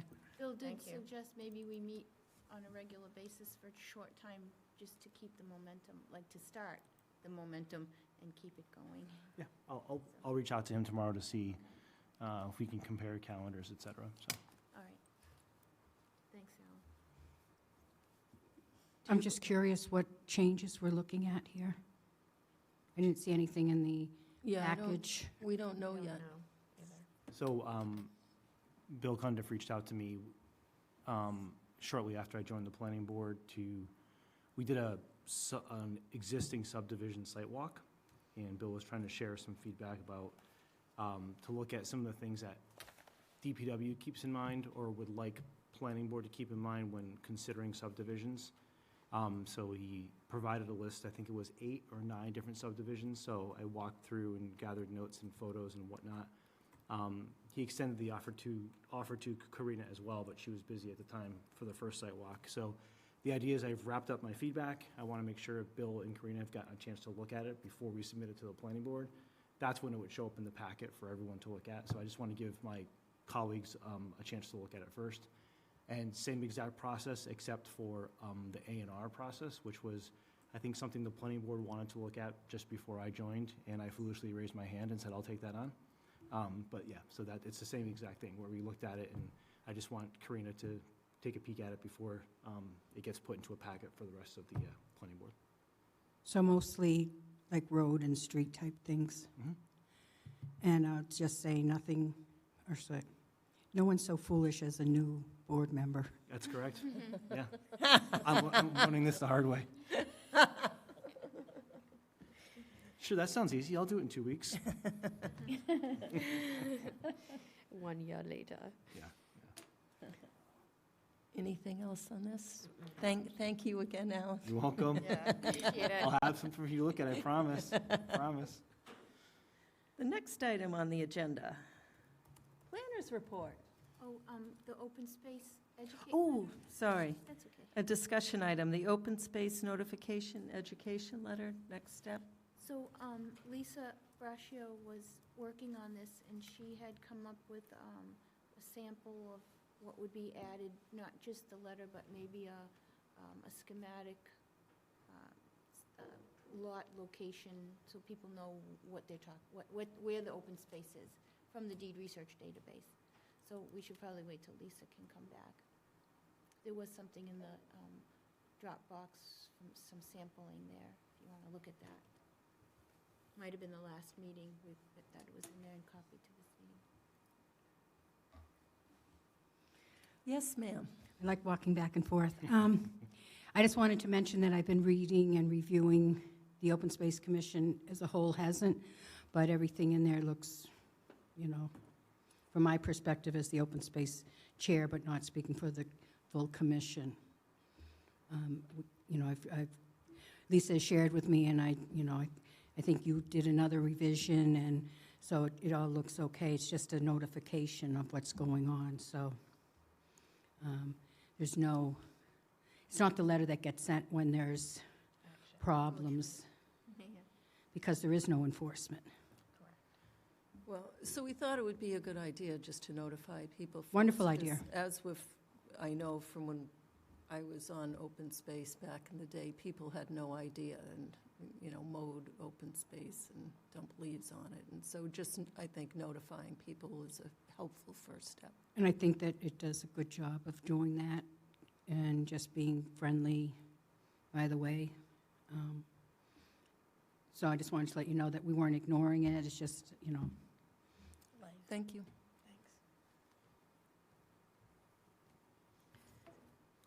Anything else on that? Now, Okay, planners report. all right. And I just, I'll try and make it brief, but there are some things here.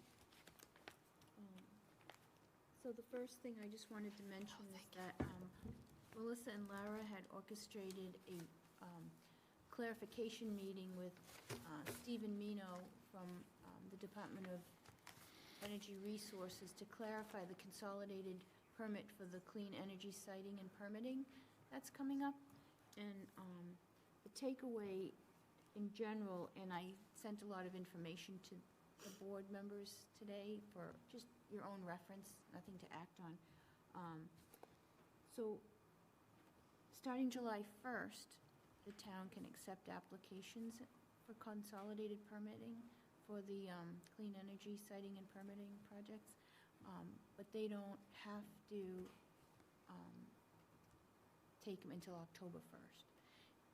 He also indicated that the regional coordinator said that we do not have to necessarily write a bylaw for this because it's in Mass General Law. However, the select board does have to designate like a permitting manager for this. The person who, for example, when somebody wants to submit for a consolidated permit, there are several things they have to do before pre-filing. They have to do public outreach, they have to do a suitability analysis, site suitability, and then it goes back to the state, and then then they apply to the town. They have to meet with all the applicable boards for local bylaw, not special permits, but for site plan, wetlands, Board of Health types of things. Each board provides a decision. That decision gets given to the permitting manager for the town, and if there's one no vote, it can get appealed to a sister agency, well, a group that reviews the appeals, and they check on, why it got rejected at town level, and based on and then the merits of the project itself. So it's a 12-month process. The clock starts ticking once the complete application is submitted, takes 30 days. So there's a lot of detail. But basically, there's some things that have to get it set up with the select board, designating someone, and then they follow the state rules. Initially, then we follow what we have to do with our standard meetings, and then it goes back to this one person or one group that decides, keeps it all together and coordinates with the developer.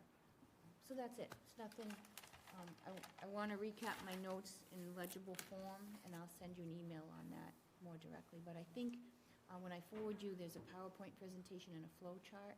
Thank you, Freddie. It explains everything well. So Karina, the BESS language that we have in our IP district would be supplemental to that consolidated project. So when it comes back to the town, that's what we would have to follow, in addition to CMR. Yes. So I think it adds extra details for our own town, and that's not that should not be a challenge. No. Okay.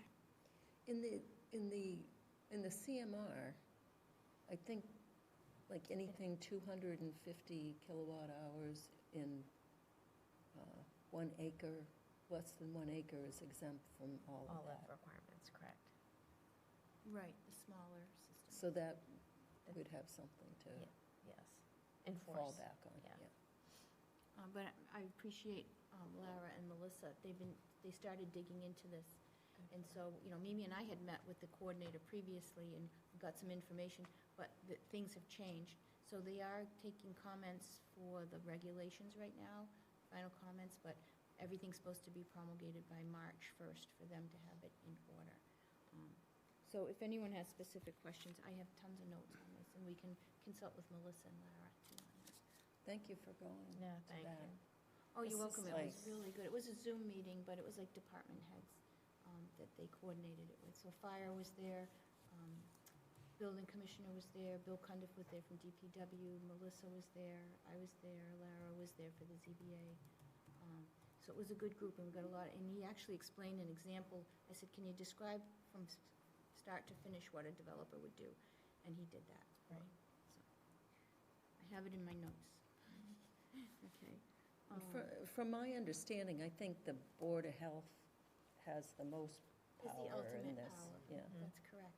And the regional coordinator even confirmed that, saying ultimately, the Board of Health is the authority. Because if it does get appealed, it goes back to, I can't remember the name of the group that it is. It has an acronym, EF. Of course it H does. something. But yes, and then they work with the Board of Health and the town. If there's questions, they consult with people. So, okay. Regarding, there was the saga with 4042 Central Street. I sent you an email. Michael Weishan had requested a copy of the Fuss and O'Neill invoices, which I provided him with my tracking, and he felt that wasn't good enough, I suppose, and it's not like a major project, and I've done that on that side of the fence. So to me, I wouldn't sign off on a task authorization for peer review if I didn't think it was the appropriate scope and fee. And then I wouldn't sign off on the payables that come in if it didn't align itself with what was being reviewed. So there was a remaining amount of $804.50, which I've been trying to make Michael aware that this is available to you, come on, use this for your as-built. I know you're saying the money is tight, so you read the email. So other than I'm going to leave it as it is unless, he wanted to contact Fuss and O'Neill directly, I don't know. So he's not the client, we are. That's correct. And I spoke with Fuss and O'Neill and, went over, just to make sure everything was in order, I went over the invoices with the manager who was working with us at the time. And she was aware of it, and she said she could provide more breakdown if necessary.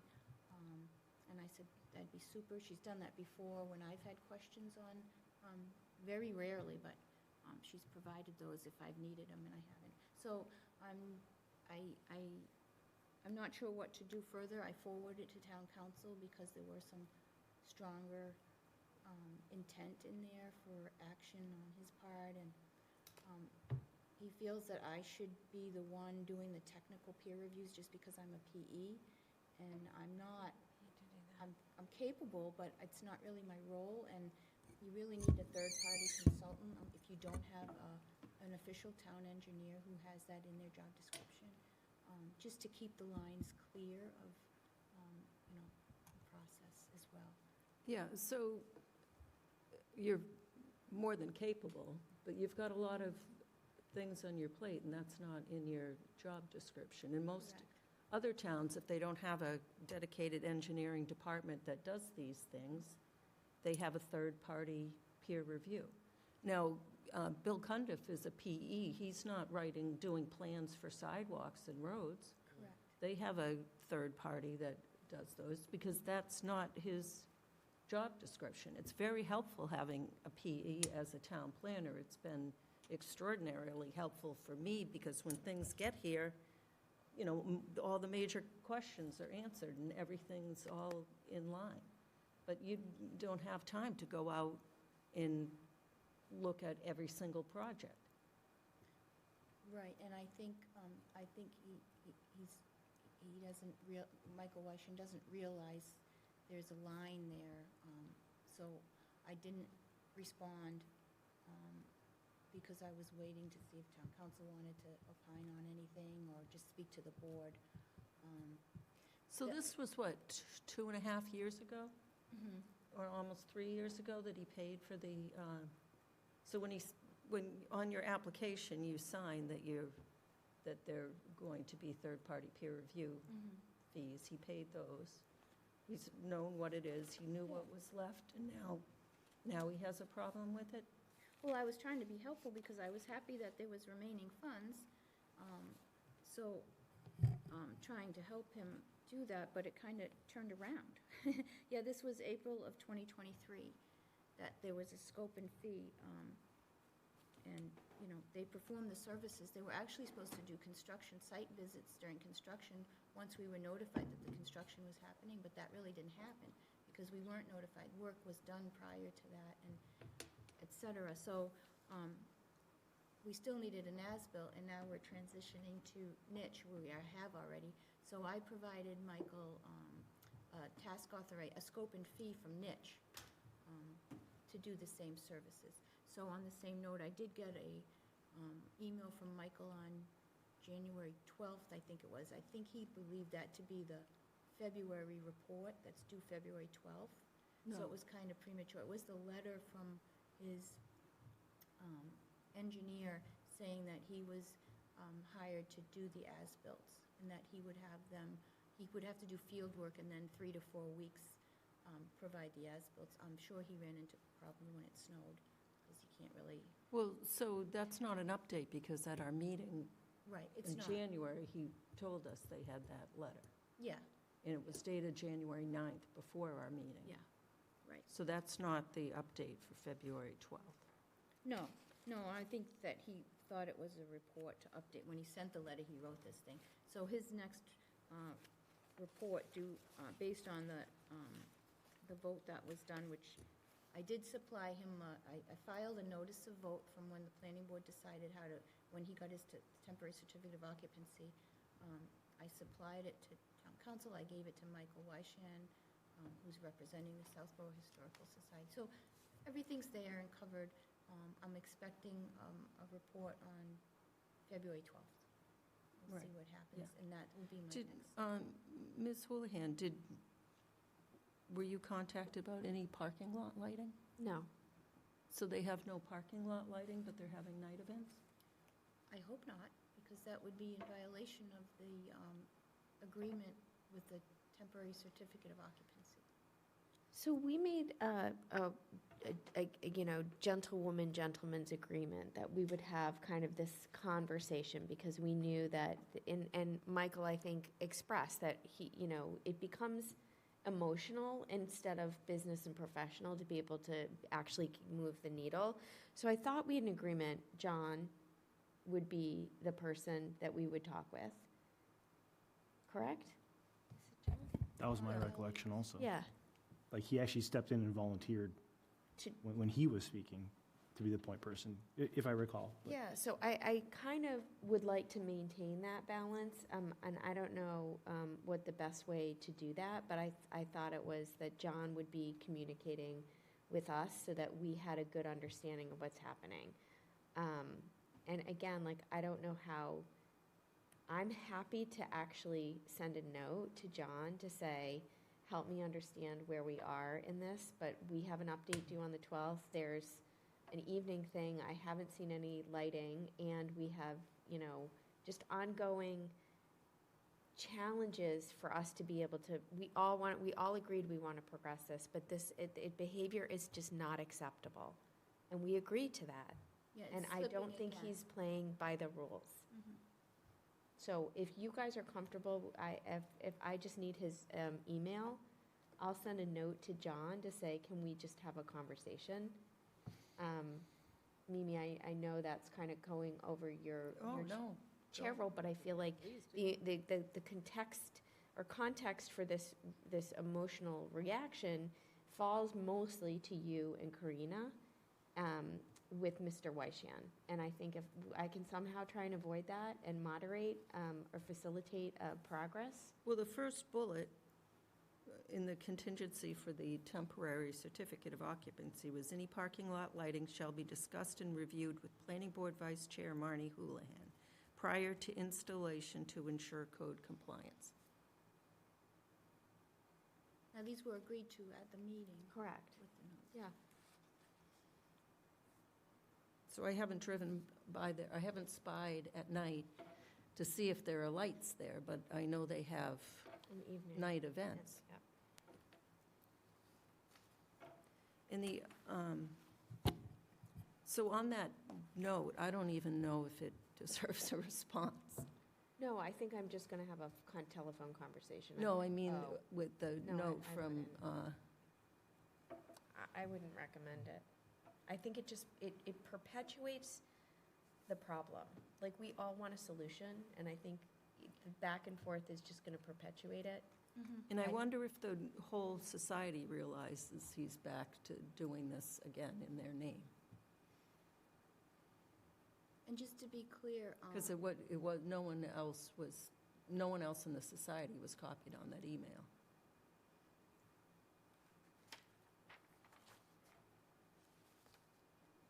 Let's see here. Actually, the email went to me, and it copied the select board and Debbie. Oh, and that was the other question. Are you the planning board contact? I don't remember that from the meeting. He seems to think you are. he had cited something about Debbie being designated for the Historical Society. I'm in not the sure. email, he said that, Yeah. that's So Michael's way of injecting things that, sometimes are Right. hopeful, or maybe he views it that way, and I don't get agitated about it. I want to just help him, Mm. to help himself so that he can get through this. well, I was just asking because I didn't recall that. No, I didn't recall it either. And I That's why just it's- wanted to make sure I didn't miss something. But I usually, you would, Also, for what it's worth, and Karina, you and I traded messages about this today. yeah. Just from my experience as being someone on the private side, using a third-party peer review is very common. It is not uncommon, and so I'm not sure if Mr. Weisson's underinformed, but it's a fairly common practice. It also creates an additional buffer of any perceived impropriety. So I'm not sure if there's anything he wants to discuss about that, but it's pretty standard process. Right, and this is under planner's report because it's part of a project update, because we've been discussing this previously, so I just wanted the planning board to be aware that I got that email and trying to resolve where we go and keep it going so that they get across the finish line. I think Karina sent it to us. I can send it to you. Okay, so. Can I just say one more thing on that? It's interesting, the temporary certificate of occupancy requires the proponent to appear before the planning board every 30 days. That's what the temporary C of O says. The actual certificate, Signed by Mark the Robidoux. building commissioner, yeah, I have a copy of it in there. So that would mean on the, somewhere on or about the 12th, he has to come to the planning board? Yeah. As a discussion? So, well, we're not going to be here on the 12th, but No. But, yeah, that is interesting, because I did provide the same letter to the building commissioner too, and uploaded it to the building permit application, I mean, you know, where the building application is online. So it's everywhere. So, you know. Okay. Special town meeting is March 2nd. I wanted to find out, do we need to have a pre-special town meeting, or this is primarily for the school? Oh, I didn't even know This is that. the special town meeting. Oh. Had no idea. We don't have anything before us related to a warrant article. No, Yeah, no, we don't. no, And I say no. Our next scheduled meeting is the 23rd, right? Of correct. February, yeah. And then it'd be only 1 week later. Yeah, I don't, I just forwarded that to you, Marty. Oh, I just pulled it up. Oh, okay. Thanks. So, does the board feel we don't need to, Right, no meeting. Yes, And there's no no meeting. business. no need, no business? Okay. That's a good one. I've scheduled the fiscal year '25 open space monitoring report, which is from last year's monitoring. The presentation by Joe Orzel from Lucas Environmental. They're available on the April 13th Excellent. meeting. Probably like a 20-minute to 30-minute presentation. Probably maybe a little bit shorter than longer because less locations, I think, this year. April, that sounds so fabulous. Yeah. Yes, after. Will it be over Meeting. 0 then? Okay. Maybe. Is there anything else? And I think that's it. I'm hoping, so at some point, we would like to send the warrant articles to town council. So as soon as I get any drafts, and if you need help, let me know, then I will submit them all to town council. So he has them, that version, so we can already start opining. I know he's opined on some of the, like the ADU already. But just, and I think he gets the whole warrant to review anyway, but it'd be good while we're in public hearings. Yep. If he has something that needs to be hashed out here. Okay. Then we just have meeting minutes. I make a motion to approve the January 26, 2026 meeting minutes. I second. With discussion. Line 132. It's Belinda Henderson, not Anderson. Henderson? Henderson.